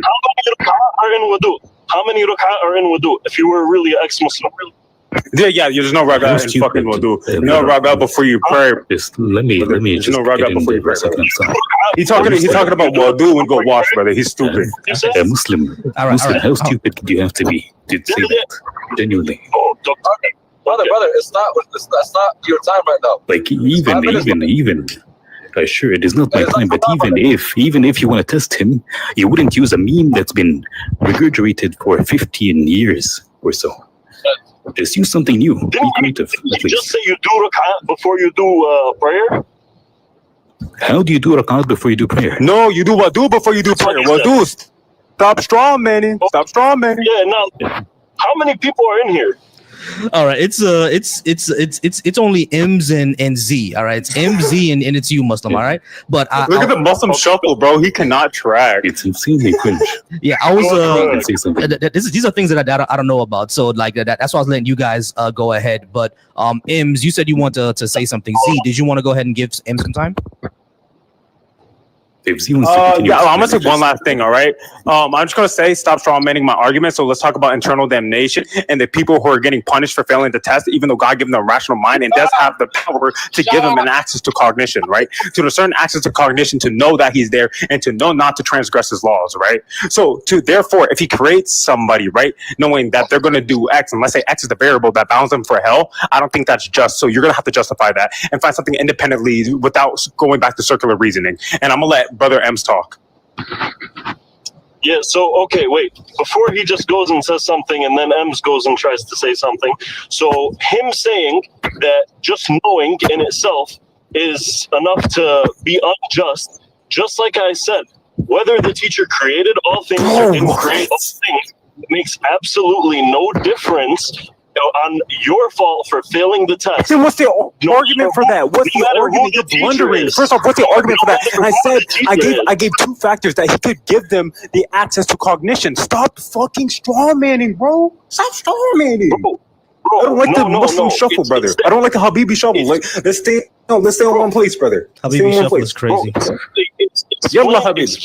Explain how you refuted that. All you said, no, your argument, your response, your rebuttal. Here, I'll explain how I refuted. I'll explain, okay? I'll explain. Because Allah is not limited.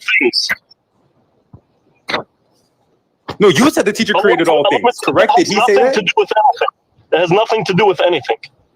And I'm just going along with your analogy, which is not symmetrical at all, because you're leaving factors out, right? You're leaving the suffering factor out, right? You only want the factor that you can actually, I guess, find contention in, right? But there's no contention with what was it? Well, you don't have an argument against internal damnation, which you're not talking about internal damnation a lot, right? And you're also not talking about the fact that Allah has the access to give them the power to Okay, guys, hold on.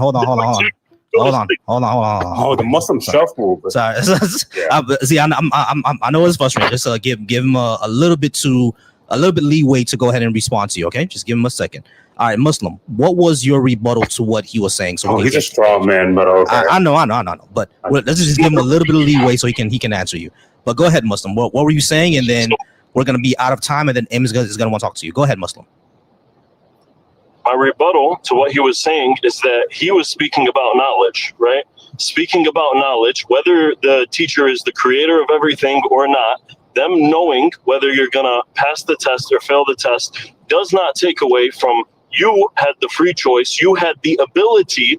Nothing is handicapping you from studying. You had the ability to study, yet you chose not to. You did not know what the teacher knows. You are not all-knowing. So you did not know any of that. From your own free choice, you still decided not to study or to study. Because he was speaking about knowledge. It's a very weak argument when he's beautiful. Okay, I think Z's entire point. Beautiful. Another straw man again.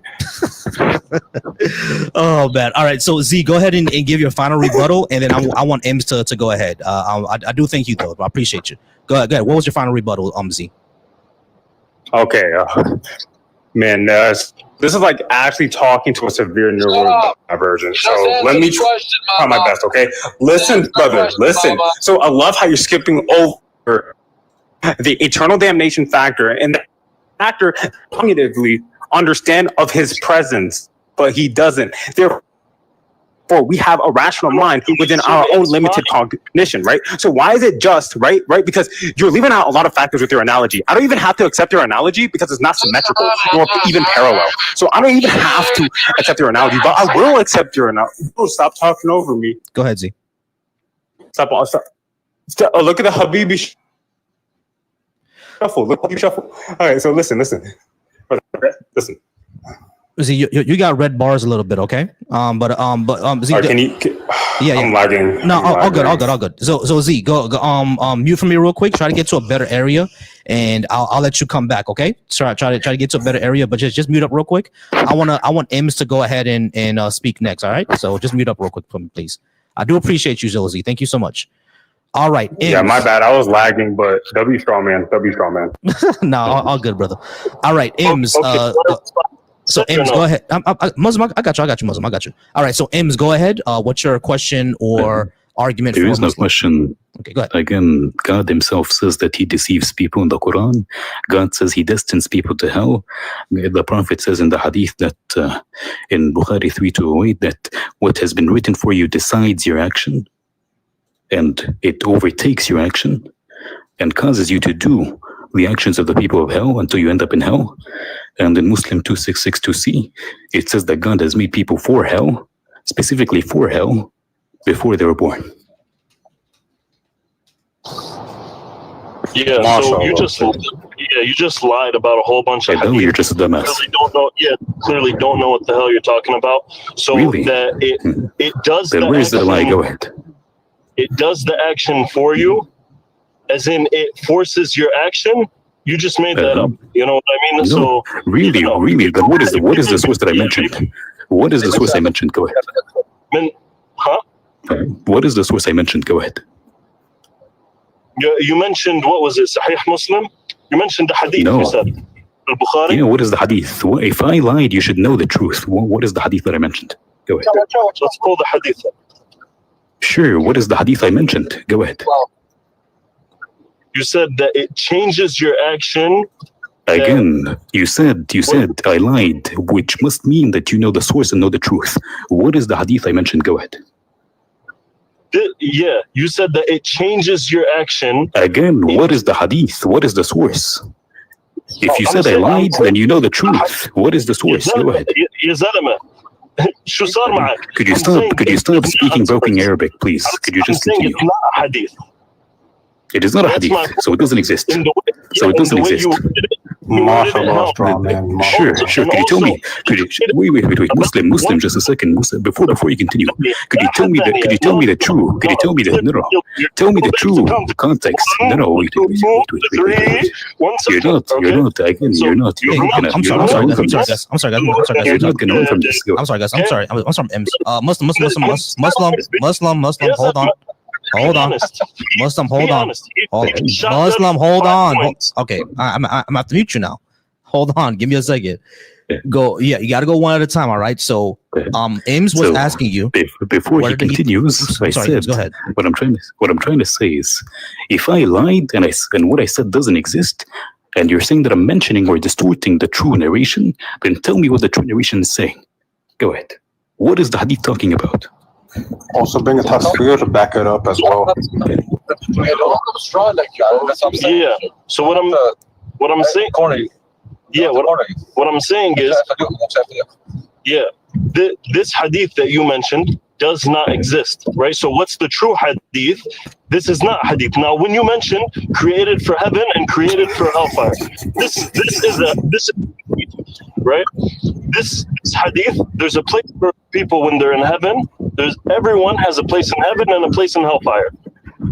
Right? So before we get to the second hadith, could you go back to the first hadith? No, wait for the first hadith, Habibi. Because he's dumb. Because he's simply dumb.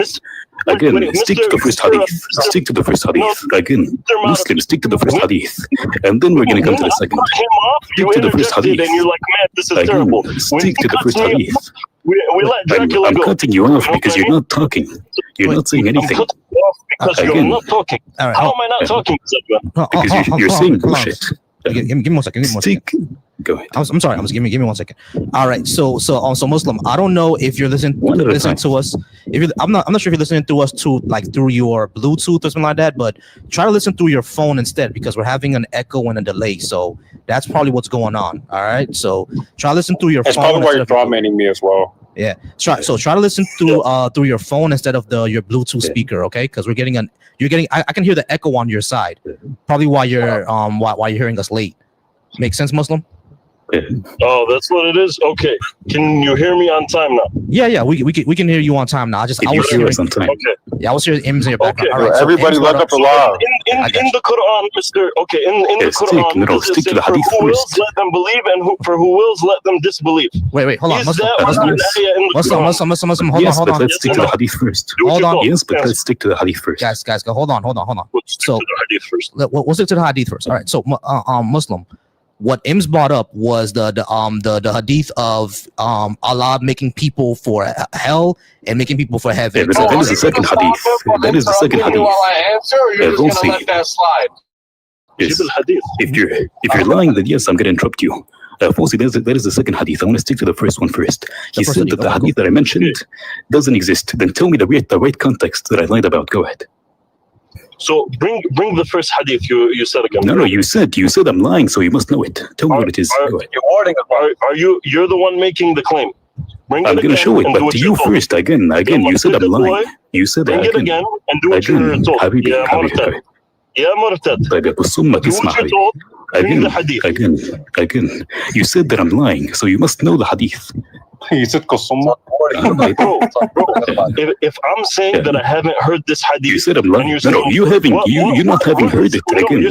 You having not heard it again. No, you need to bring me the I'm gonna bring it up right now. Non-existent hadith for me to know it's a non-existent hadith, ya zalama. No. If you haven't heard it, no. The problem is that you haven't heard it. That you haven't. كمل يا خصومك كمل. What are you saying? I don't know. All right. So we're not. If he has not heard of it, if he has not heard of the claim, so bring your I'm gonna bring it up. But the problem again. The problem is if you haven't heard it yourself, that doesn't mean I'm lying. You keep on bringing the same thing. If you believe you have a hadith, bring your hadith. I do, but my question is to you. I'm going to bring it up on the screen. We're going to put it on the screen. But the question is to you again. Could you stop speaking broken Arabic to try to sound cool, please? It's cringe. Can you stop speaking like Volcy, can you put I can. Can you put a hadith on the screen? Yeah, I can put a hadith on the screen. Sorry, Bukhari 3208. All right, give me 1 second, Ems. Give me 1 second. Yeah, Haywan, brother. Next time I talk to you, brother, I don't want you to strawman my argument, okay? Yeah. Habibi, next time. Habibi, don't strongman my argument next time, okay? Sure. Hey, hold on, guys. Guys, pause real quick. Volcy, Everybody pause real quick. Please. Guys. Muslim, stop. Sorry, it's too much at the same time. Volcy, could you put the Arabic only on the screen, please? Yeah, sure. What was the hadith again? Arabic. What was the hadith again? Ems. 3208. 32. Hadith 3208.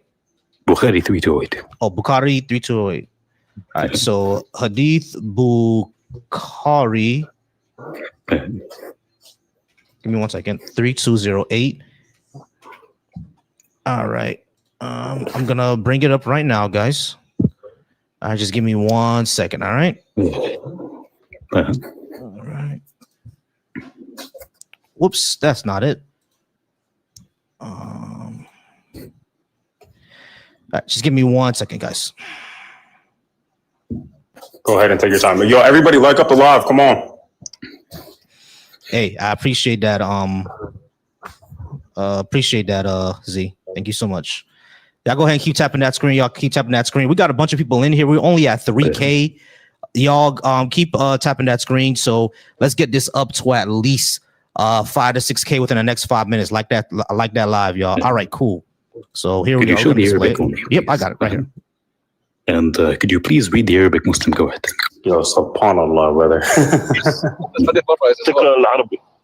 Yes, I can read that. Go ahead and continue. Read the Arabic, please. Go ahead. Hold on. Let me take all this stuff off the screen so he can actually read it. I'll be fair to him. Yes. Do you speak Arabic, by the way? I do not. So of course I do. Oh yeah. No, I'm talking about that. Okay.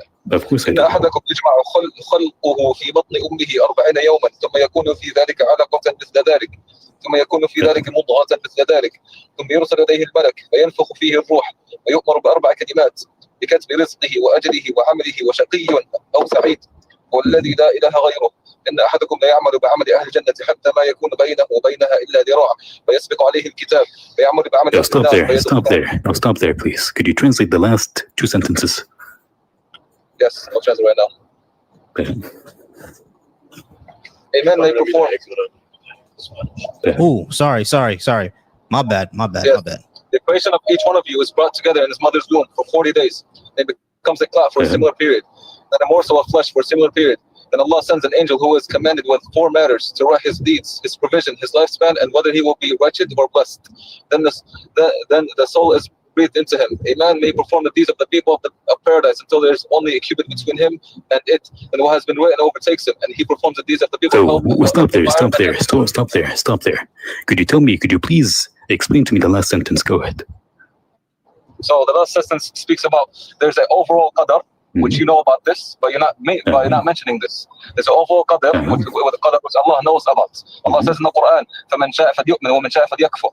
Right? Could you again explain the last sentence without rambling? Hey, brother, he's explaining. When he's explaining, shush him. He's rambling. He's not explaining. No. Hey, when he's explaining, shut your mouth. No. Just one. Moderator, you have to be honest. When he interrupts me, right? You're rumbling. When he interrupts me, you let it go. But when I interrupt him, you cut it off. Okay, Mr. Strawman, just read it. Who cares? Okay, I got you. I'll be fair. Let him go ahead and explain all of it, and then M's, you can go ahead and rebuttal it. All right? We'll be fair. Go ahead and explain everything that you were saying. For the other person that was talking, go ahead and explain those last 2 sentences, because I don't know any of this. So explain it, and then M's will rebuttal. Sound fair? Yes, that's fair. Yeah. All right. So go ahead and explain it. So when we said he lied in his wording. Okay. Right? He lied in the way he worded it. The words are clear. It says what? It says, indeed, a man may do it says, indeed, a man, from the beginning, from the beginning, it says that the angel blows the soul into the person, and he is ordered to write 4 things. His provision, وأجله, is when he's going to die, وعمله, his deeds, and whether he is blessed person or not. Right? Then a person may do the acts of the people of paradise until the last moments, until the ending of his life. And then the qadar, the qadar submits on him, and then he does the acts of the people of hellfire and enters it. Right? But this qadar is written regardless. This is the knowledge of Allah written upon everything. Right? This isn't forcing anyone to do anything. This qadar is not forcing anyone to do anything. Allah says in the Quran, whoever wills to believe, let him believe. And whoever wills to disbelieve, let him disbelieve.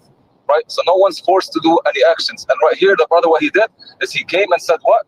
That he's forced to do the action. When simply, we're just talking about qadar. And also, okay, great. If the teacher does know what the student is going to choose, and it's written, and they write it down, did they force them to do it? Okay, I don't know. Great. I'm glad that you brought that up, right? But there's different principles. So when we're talking about a supernatural intervention, right, there's going to be there's different principles. No. Stop asking loaded questions. Okay? I don't like oversimplified questions, okay? So let's be genuine here, right? So look, now listen. Okay, so I want you to make an analogy that's symmetrical to Allah, right? Where you cannot will outside of Allah's will, correct? Can you will outside of Allah's will? Correct. No. Could we before? Since you want to ask loaded questions, can you will outside of Allah's will? Just a second, before we get into that, Allah Muslim. Yeah, well, he's asking me a question. Wait, hold on. Before we get into that, before we get into that, Z, okay. I want M's to respond to everything the okay. All good. So go ahead.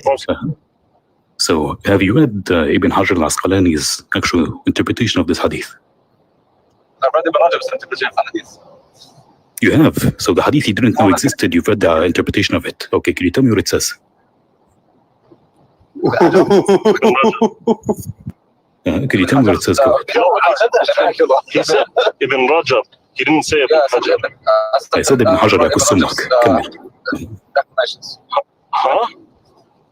I haven't read Ibn Hajar's explanation of the hadith, no. Do you want to read it? I mean, if I would want to read it, do you think he would agree with you? Do you think he would agree with you? Doesn't exist. I'm telling you, if I would want to read the explanation of Ibn Hajar, I would want to read the entire thing. I would want to pinpoint. Sure, and you could, and you can read the entire thing. But I'm asking you, would you like to read it? I mean, that's fine. I mean, I can do that. That's fine. But that doesn't. Volcy, I'm going to send it to you on. Ibn Hajar al-Asqalani actually just completely contradicts you, but sure.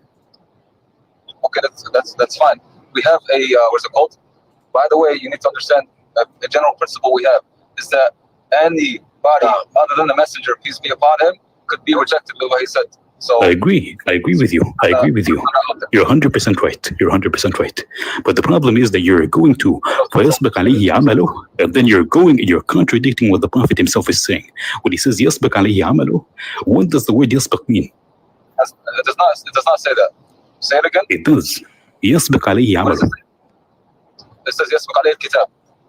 Oh, kitab, sure. What does that mean? يَسْبِقْ عَلَيْهِ الْكِتَابِ. Kitab is qadar. Sure. So what does يسبق mean? يسبق means overtakes him. Okay. So if I overtake you, does that mean you're freely choosing?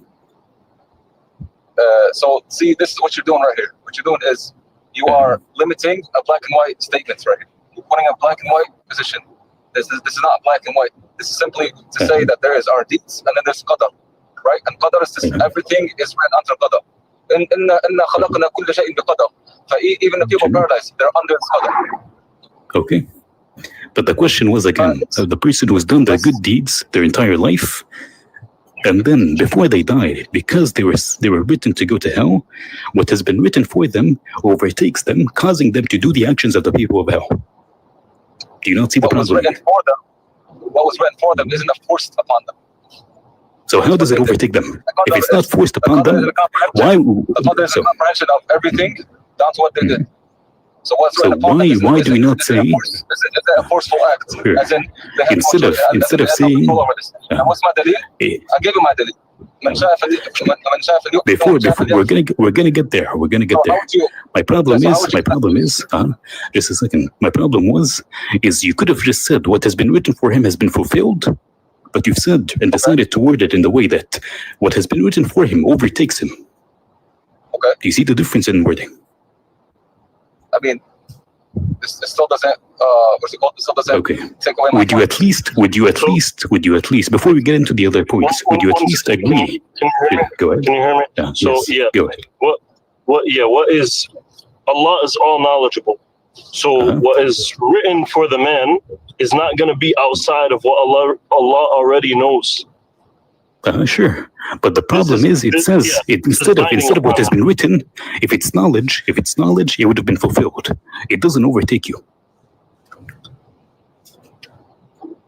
If I do something to come true, for example, if I give you a prophecy, you cannot go outside of it. You cannot go outside of it. Sure, I agree, which would mean it is fulfilled, not overtaken.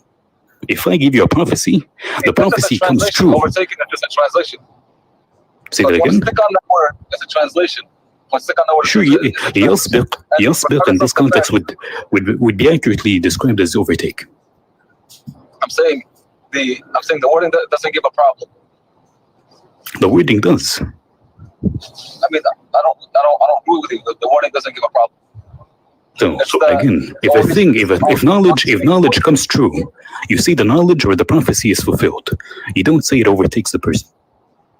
Yeah, so do you know what the Jabariya is? The Jabariya? Who they were? No? The Jabariya, you mean the Qadariya? The ones who did not the Qadariya. Free will. The Qadariya, yes. Okay. The Qadariya. So the Prophet spoke about them. You're saying that Ibn Hajar was of them? I'm saying that the Prophet himself was of them. And the Qadariya were not those who didn't believe in free will. The Qadariya were not those who believed in free will. Okay, that is not what the Qadariya were. So he claims that we're forced by the Qadar. That's your claim, right? 100%. If it overtakes you, then that is what it says. Now, we're going to go back to the Quran. Now, you said, I don't know if it was whichever one of you two that was speaking, said that the Quran does not say that God deceives you. Yeah, no, stick on the point, brother. He said, it is on the point. It is on the point. If God says in one place in the Quran, whoever wills, let him believe, and whoever wills, let him disbelieve. But in the same time, God says that no one can believe except if God allows them to believe. Yes. And God says in the Quran that God guides who He wills and deceives who He wills. And God says that those who do not believe, they will never believe. Say it again. What did it say? It says, can you give me the exact which part? Exactly. It is mentioned in multiple places, like 14:4, for example, and 10:100. It says, فَيَهْدِي اللَّهُ مَنْ يَشَاءُ وَيَضُلُّ مَنْ يَشَاءُ. Okay. And it says in Al-Baqarah that those who do not believe, they will never believe. Why will they never believe? Because God has sealed their hearts, blinded them and deafened them. So Allah guides whom He wills and deceives who He wills based off nothing, you're saying? Based on God's own whims and desires, because in 7:179 He says that He has destined He has destined some humans. Based on the fact that in chapter 7, Al-A'raf, 179, He says that we have indeed destined many humans and jinn for hell. Predestined them. Wait, you said based off His desires? Whims and desires. Because again, in Muslim 2662c, which is what I mentioned earlier in the conversation, it says that God, yes, based on that, it says that God Himself has created. It was talking about a little child. A child who has not attained the age of puberty. And Aisha said to the Prophet, this child is a bird in paradise. And then the Prophet says, it could be otherwise. Why could it be otherwise? Because God has made for hell those who are to go to hell. He made them for hell while they were yet in their father's loins. Talking about a child. So He has done no deeds. If you know anything about Islam, you would know that nobody's mukallaf until they reach the age of puberty. I agree. I agree with you. This is why the scholars have interpreted this hadith to mean that al-tifl sabiq li ahlihi. So if a child is born to a Muslim family, then he's not judged. If a child is born to a non-Muslim family, then he has a test on the Day of Judgment before going to hell, to heaven or hell. And that is the interpretation. That is the interpretation of. I can show you the actual. Wait. I can show you the audio recording. Just a second. Just a second. I can show you the actual. You said that is incorrect. He needs to at least reach puberty before any hukum is taken upon him. So the Prophet is wrong in Muslim 2662c, and Ibn Baz is wrong when he actually told you what they meant. Go ahead. The explanation of the hadith is simple, right?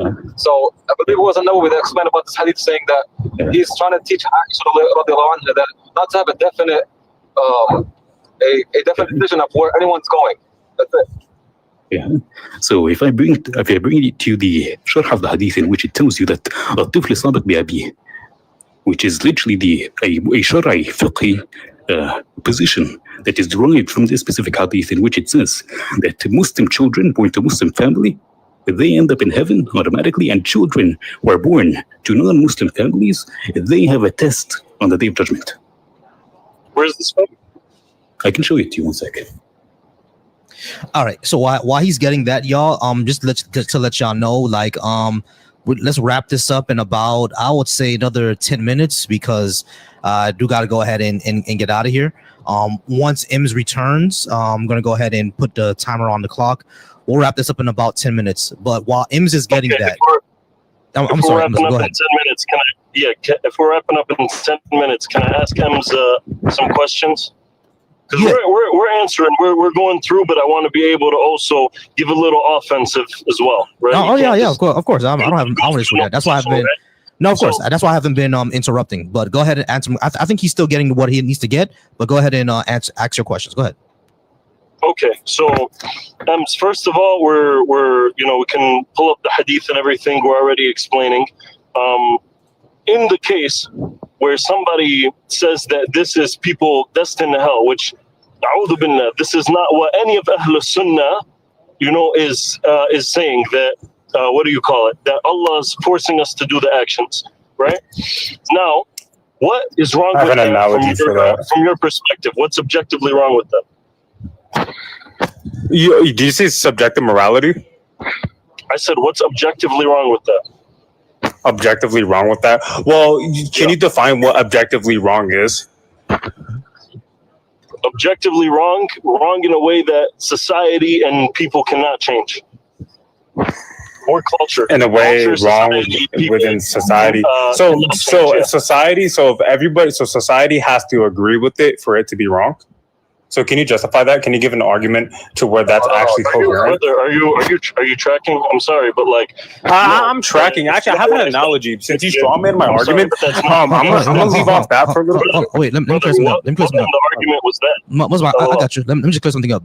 Muslim, did you mean that objective, like mind independent? It doesn't matter what we think is just there as a brute fact. Is that what you mean? Mind independent is what do you call it? This is one definition. Okay, cool. Right. Go ahead and clarify what you mean. So I'm saying objective, as in no society, nor culture, nor people, nor their feelings can go and change that. Gotcha. Okay, yeah. Can you give an example of that? Of something. Zina. No, so of something objectively wrong, it depends on your worldview. So as a Muslim, doing it before marriage, objectively wrong. So Allah doing it before marriage, but that's in your paradigm. That's in your paradigm. Right? I'm sorry. That would. I know. Hold on, guys. Hold on. Let's put a pin in it real quick. From your paradigm, can you truly say that it's wrong, or can you only say you feel like it's wrong? No. Hey. Yeah, I'm doing an internal critique, so I can say it's wrong. Hey, guys. Hold on. Everybody, hold on. Let's put a pin in that really quickly. Internal critique means it's wrong. Guys. Hold on. Guys, hold on. Let's put a pin in that real quickly because Ims is back with what he wanted to give you. Okay, and I do want you, Muslim, to go ahead and ask him questions as well. Ims, go ahead and let me know what you want to give him so I can bring up on the screen. This is a question asked to Ibn Baz. I assume you know who Ibn Baz is, right? Yeah. Okay. Say rahimahullah.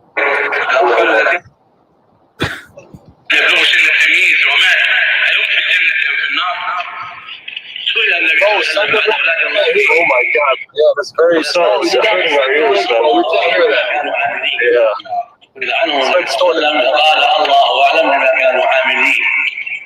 قال العلماء على هذا الحديث إن معناه أنهم يرجعون إلى علم الله فيهم يوم القيامة ويمتحنون يوم القيامة فمن أطاع الله يوم القيامة عند الامتحان دخل الجنة ومن عصى دخل النار. Could you translate what you heard? Bro, we couldn't hear it. You just told you the link or something. Yeah, we told you 3 times that it's very distorted. Oh, I couldn't hear you. Sorry. Yeah, it sounded a bit distorted, so they couldn't hear all of it. Volcy, could I send it to you on Discord? Hold on. Let me send it to me, or is it on YouTube? I can go ahead and bring up It's on his website. It's in Arabic. You wouldn't be able to find it. Oh, it's in Arabic. Okay, yeah. Send it to me on Discord and I'll play it. I just download it. By the way, I really wanted to make an analogy though. I got you, Z. Let me just get this from Ims real quick. Of course, I can play it. There it goes. Ims send it to me. Yeah. All right. So let me go ahead. Oh, I didn't have you as a friend yet, Ims. Let me add you yet. All right, cool. So let's wait. How do I play this? Do I just click on it? Yeah, just click on the audio. Click on it and visit the site. Okay. Or play the audio. You said actually. The audio is on the site. Oh, so audio's on the there's site. Okay. Transcript and then the question of the Ibn Baz. Okay, cool. There it is. All right, let's see if everyone can go ahead and hear this. All right. All right, I'm playing it right now, guys. Give me 1 sec. Here we go. هل أطفال النصارى واليهود وغيرهم الأطفال الذين لم يبلغوا سن التمييز وماتوا هل هم في الجنة أم في النار؟ سئل النبي صلى الله عليه وسلم عن أولاد المشركين هذا سؤال قديم قال الله أعلم بما كانوا عاملين. سئل عنه النبي صلى الله عليه وسلم فقال الله أعلم بما كانوا عاملين. قال العلماء على هذا الحديث إن معناه أنهم يرجعون إلى علم الله فيهم يوم القيامة ويمتحنون يوم القيامة فمن أطاع الله يوم القيامة عند الامتحان دخل الجنة ومن عصى دخل النار. Okay, could you translate what you heard, please? This is talking about the children of the Yahud and the Christians, right? Yes, and the polytheists. What was that? And the polytheists, yes. The children of the kuffar are mu'min. The children of the kuffar are what? عموما. And by the way, you recognize it says بلغ سن التمييز, right? لم يبلغ سن التمييز. لم يبلغ سن التمييز. Can you go back? Listen closely. Yes. Yeah, I can go back. Give me one. You can just show the website. Just show the website. It says the question on the top. You know. Oh yeah. Hold on. Let me put it on. And just read the question. Mm-hmm. Let me go ahead and put it on the screen real quick. Give me 1 second, guys. I'm bringing it right over right now. Okay. I'm gonna bring it over. All right. Let me take everything off the screen first. Could you read the question? Yeah, I'm taking whichever one of you reads. Yeah, I'm gonna take everything off the screen first so he can actually read it. All right, you're able to see that, Muslim? Could you read the question, please? Yes. الأطفال النصارى اليهود وغيرهم الأطفال الذين لم يبلغوا سن التمييز. So we agree those are children, right? So, okay, if we had to grant the answer, right, as was mentioned right here, as we have seen, we granted the answer. All that is saying is that on the day of judgment, alongside other groups, they will be tested. They will be tested. Sure. And if they pass that test, it's as though they passed the test in the dunya. And if they didn't pass the test, it's as though they didn't pass the test in the dunya, in the world life. So it's just so you agree that not all children go to heaven. Didn't he say Allah يعلم ما كانوا يعلمون? يعملون. I got it. So you agree to what I said previously, that children of Muslims and children of non-Muslims have differences in how they're treated at the end of or on the day of judgment. So you agree? No, what Ibn Baz says is not binding upon us. He's quoting the ulama. He's quoting what? The ulama. He's quoting the ulama and the Prophet. He's quoting the ulama and the Prophet. What scholars is he quoting? What do you say? Generally, this is a consensus that is held. This is not like a controversial opinion. He said ijma'a? No, he says قال العلماء. كل العلماء؟ قال العلماء. قال العلماء. في هذا الحديث. Okay. So this is not a controversial opinion. This is like generally held. Did he say there's ijma'a? In this specific answer of the question, no. But this is not a controversial opinion. This is widely held. By who? By literally all Muslims. You're just westernized. It's not the whole ummah. It's not all of the ulama. I didn't say. Habibi. I didn't say again. He said, كله يأخذ منه ويرد إلا صاحب هذا القبر. جميل. And صاحب هذا القبر, when he was asked, he said that they're made for hell. So when he was asked, he said that they're made for hell. All right, guys. We're gonna have to. Place for everybody in hell. Hey, guys, we're gonna have to wrap this up because I gotta go. But I know Muslim, you wanted to have some questions for IMS as well. All right, so I'm gonna be fair, let you get your bars off, so you can go ahead and have those questions. And then Z, I'm gonna let you have the last round, and then we gotta get out of here, guys, because it's been a while and everybody's very, very lost because Islam is something that's very, very foreign to us in the West. Very foreign to us in the West. So we're all kind of lost. But Muslim, go ahead and ask your questions for IMS. And then Z, I promise you can have the last round. I promise you. All right. Muslim, go ahead. What is your question for IMS?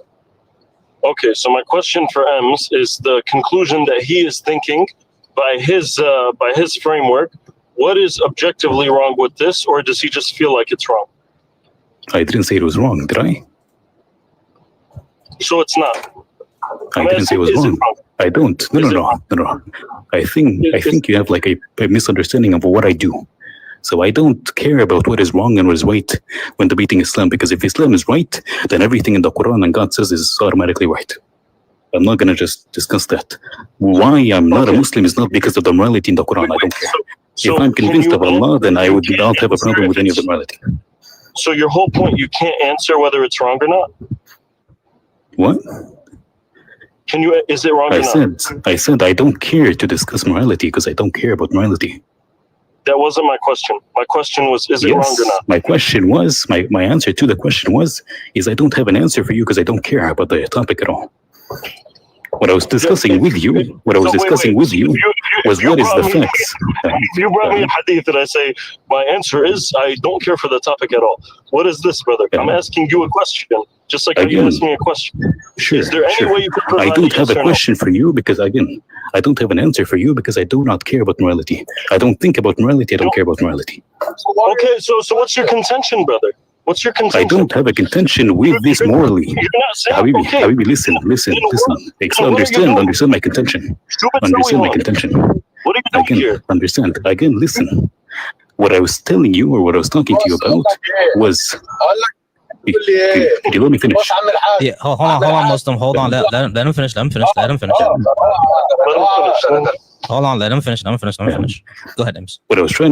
What I came on here and saw was that you guys were talking about predestination. And I gave you facts about predestination. I didn't tell you, oh, this is wrong, this is blah, blah, blah, this is so and so. I told you that according to the Quran and the Hadith, you can argue for predestination. I don't discuss morality because I do not care about philosophy at all. So I did want to answer your point real quick about the children. Is that as we said, Ibn Baz isn't binding upon us, and the scholars that he mentioned are not binding upon us. That's an opinion. You see nothing wrong with that. Who did he mention? There's another opinion by Imam Nawawi where he says all the children will go to paradise. So these are just opinions. So Nawawi has not heard of the hadith of the Prophet, mashallah. Wait, say it again. Nawawi what? Has not heard of the hadith of the Prophet. No, he has his, he has explanations. He has distinctions. Yeah. That's why there's no ijma on this. That's why there's no consensus on this. I heard there's actually ikhtilaf if it's even sahih. And there's a longer method. Really very good. The hadith in Muslim is not sahih. Talking about a specific girl. Alongside Imam Nawawi, Ibn Hazm as well. He holds that opinion. You get into the jits. Ibn Hazm, could you give me the source, please? Go ahead. Could you give me the source in which they interpreted this hadith to say that all children go to heaven? I heard that there's ikhtilaf on the matan, and there's also of the Muslim hadith. Of the Muslim hadith, right? There's also ikhtilaf on the matan of the Muslim hadith. Longer wording on the same hadith, right? Where it's talking about this specific girl, right? I also wanted could you tell me who says that the matan of the Muslim hadith is weak? Go ahead. Here, pull it up. What do you call it? Because I'm on this. This is something that I heard that the matan on this was. But what is the source? Who says that the Muslim hadith is inauthentic? Yeah, no, I know. This says that the Muslim hadith is inauthentic. This is a sheikh I seen on YouTube. You know what I mean? No, I'm just saying that both opinions exist. Not only him, someone else too. You got to remember. And according to some of the different scholars that held the opinion that all the children will end up in paradise, regardless of their. Sure, could you give me the source in which they said, in this interpretation of this hadith, that all children go to heaven? What was that? All children. He's saying the one you brought. Do you have, for example, Nawawi, while commentating on this hadith that Allahu alam bima kanu ya'malun, that he says that all children go to heaven? So his explanation, I don't know his explanation. I'm bringing you different opinions because you started the opinion. Okay, but I'm asking you, how do you know that is his opinion? Because if you haven't read his interpretation. Through research. Yeah, how do you research it without reading it? No, I'm just citing you because there was no consensus by Ibn Baz. Sure, but I'm asking you, how do you quote something you haven't read? I'm telling you that Ibn Baz himself didn't quote a consensus. So what he doesn't have to. Was not a consensus. Just again, because this is he doesn't have to, because there is no contention upon this. I'm telling you, no contention. He's like this is just factually known by the Salaf and the Athar. Yeah, no. Like this is if you're a Salafi, you're not an Ash'ari. If you're a Salafi, then again there is no. This is just widely known and widely held by Salafis. Can you quote me anybody who said that there's a ijma' on this? Anybody? Why do you have anybody that says there is an ijma on salah, for example? Because that's your claim. No, you said that's your claim. I said it is not. It is not contentious. I said it is not contentious. You said there is no contention. Yes, it's a widely held belief. Yes, by the other. Well, now you're changing your argument. Now you're changing your. How did I change it? How did I change it? How did I change it? By the Salaf. One scholar, Allah have mercy on him, and we told you clearly everybody's to be taken from, and depending on his own. Okay, can you say the last thing again? I couldn't hear you. What's it called? Like I told you, we accept the both opinions that do exist, and the answer you read did not. But I'm asking you, where did you find the other opinion? You said that you've researched it, but I'm asking you, where is the other opinion on the explanation of the hadith? I can give you the source. I can give you. Sure. I can. I didn't go into the books, so just as you did research, I researched. No. We can go to the books again. You can find the same ahkam within, for example, Majmu' al-Fatawa Ibn Taymiyyah. You can find the same ahkam. Literally, this is usually in most jurisprudence books like CashApp al-Qana' al-Mughni, etc. You can find a chapter or a title of a kitab that says حكم whatever, like akhirat atfal al-kuffar, or whatever the different like wording of it would be. This is just found casually in kutub al-tafsir and al-fiqh. So I'm asking you, where did you read? In which book did you read of Nawawi, in which he says on this hadith that all children go to heaven? About where this was found. At the end of the day, don't we want an answer? Yes. I think we're just going around in circles. So right now, what's the clear question? Give us a clear question to give you a clear answer. We're going around where you found it and what book and where he found it. What? But I'm asking you, how do you know that he said that? We want to move the conversation further. So you're saying all you want me to tell you is where he said that? That's it. And then yes. Just accept his opinion. That's it. I don't mind if you accept his opinion if you show me that he has it. Yes. Okay. And while you find it, did you have another question? You said you had questions. Yes. Yeah. So you're posing these questions without even having any opinion that this is wrong.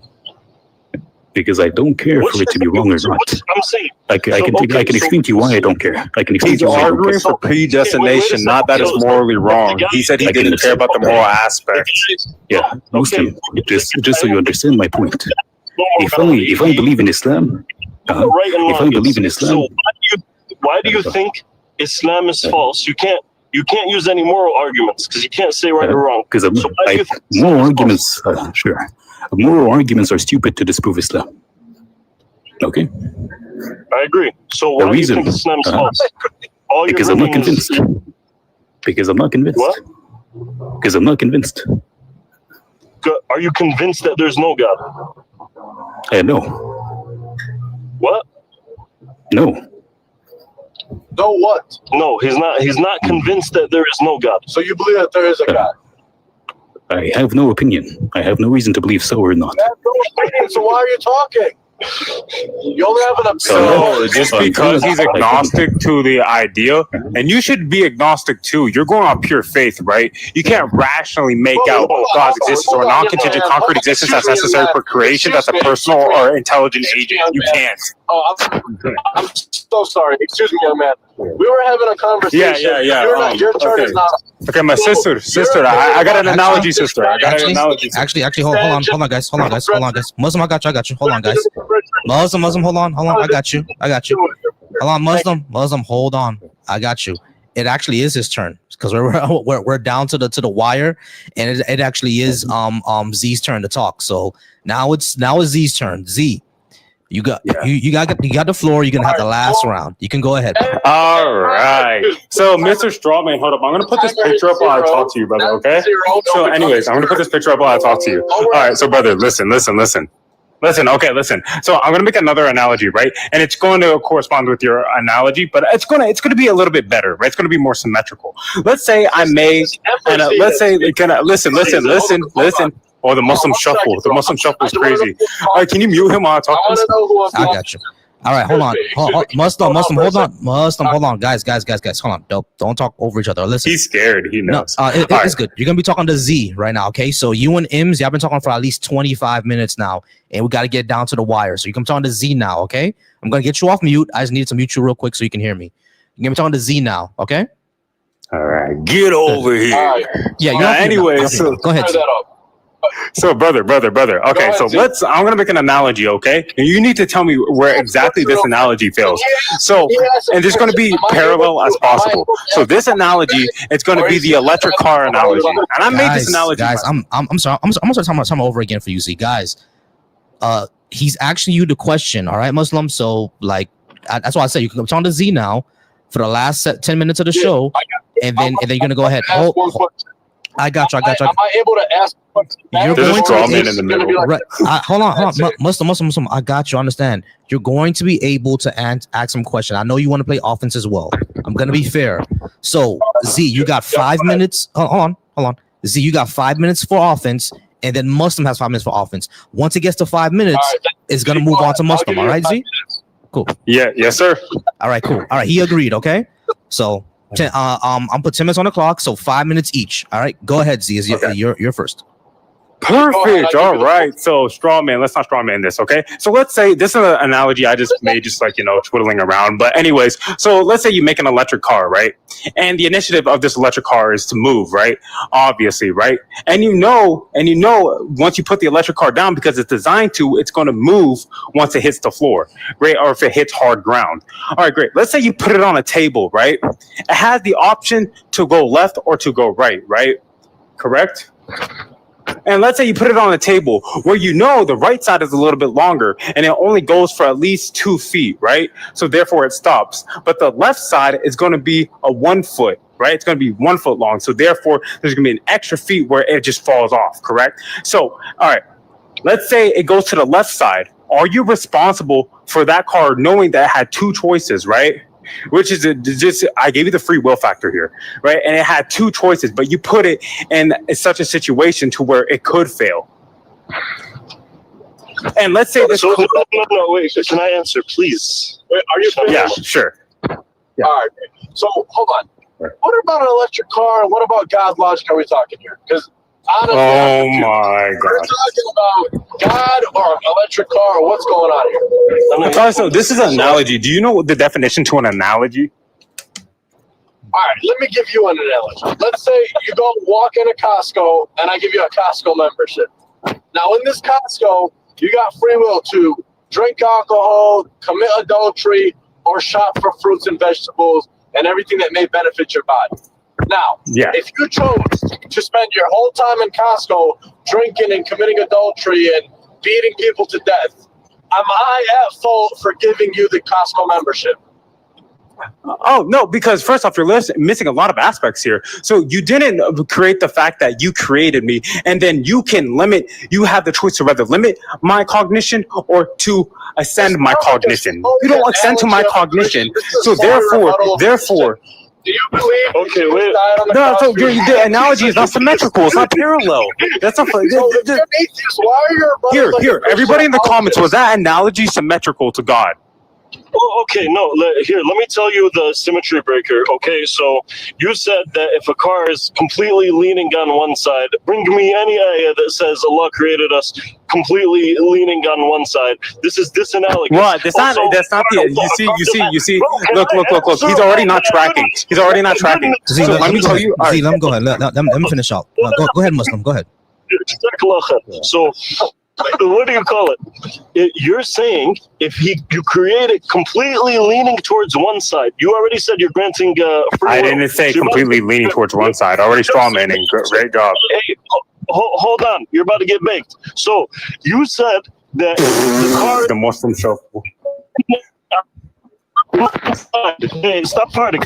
You said if the car is leaning on one side already, who said that created us like that? baked, right? Now number Okay, two. okay, does a yeah, car great, have great, free great, will- great. Now free let me will? instead of doing the Libiano shuffle, because I cook Libiano as well, so I can send you the video. So instead of doing the Libiano shuffle, let me go on. All right, so I'm saying that it's free. So I'm giving that as a symmetrical, or it's analogous to free will, right? And I'm not saying it's on complete the other side, right, or completely on the other side. I'm gonna say the other side is a little bit shorter, right? So this is analogous to Allah knowing that you're going to do X, right?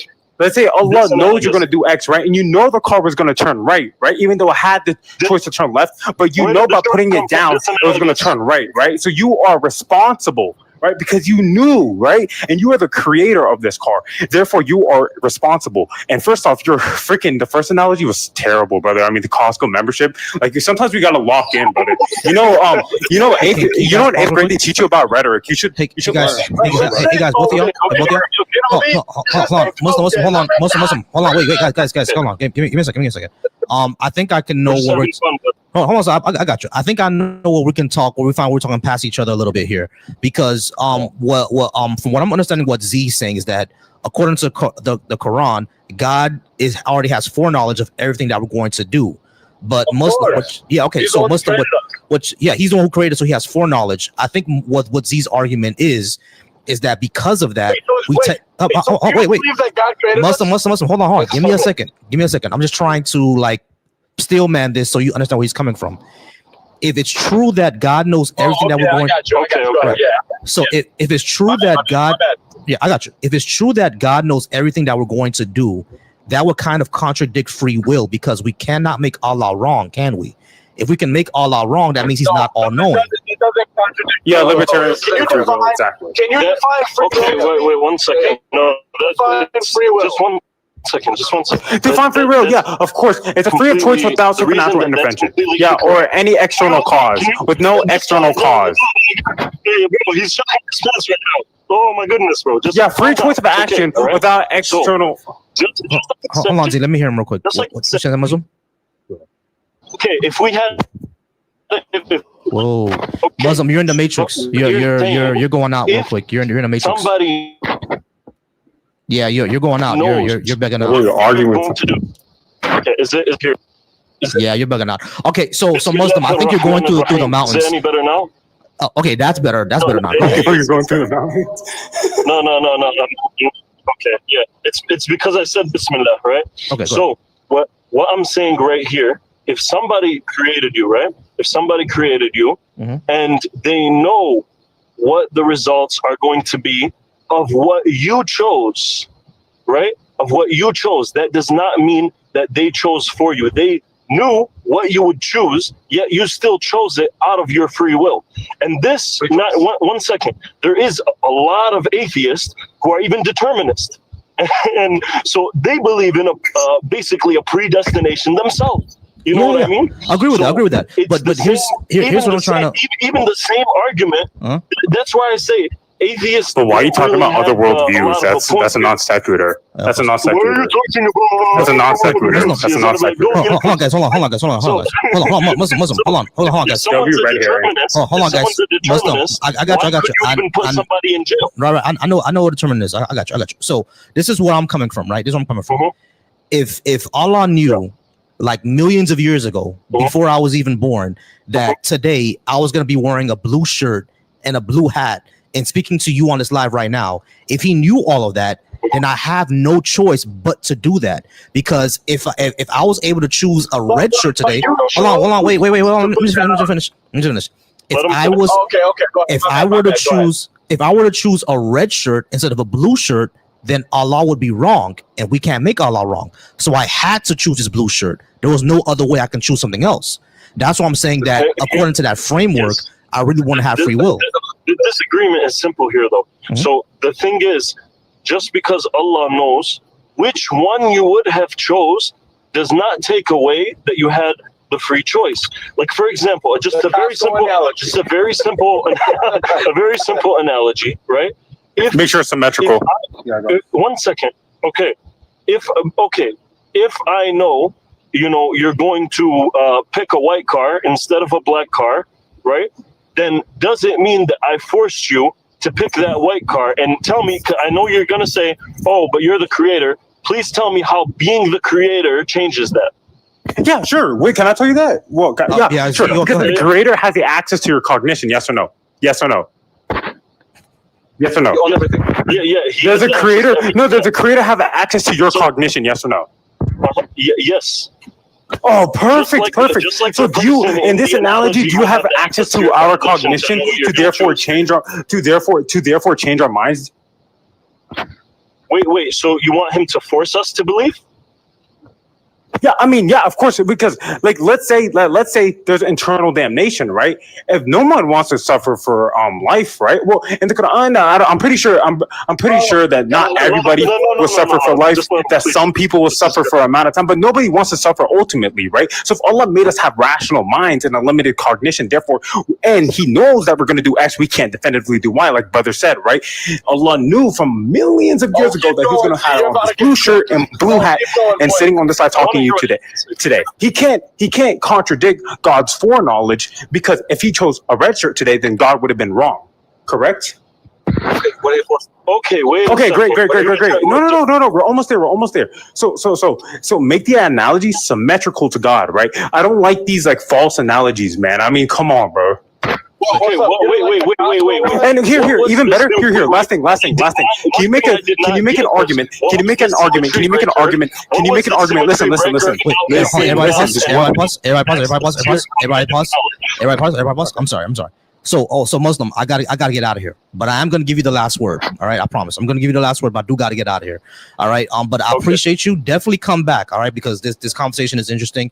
I definitely want to hear more from you. All right. So definitely I'm come back. I'm not kicking you out to run from you or anything like that. Tomorrow I'm gonna be doing this again. All right. So you can subscribe to my YouTube if I know you're scrolling past and you probably saw it and jumped on. Tomorrow I'll be here again.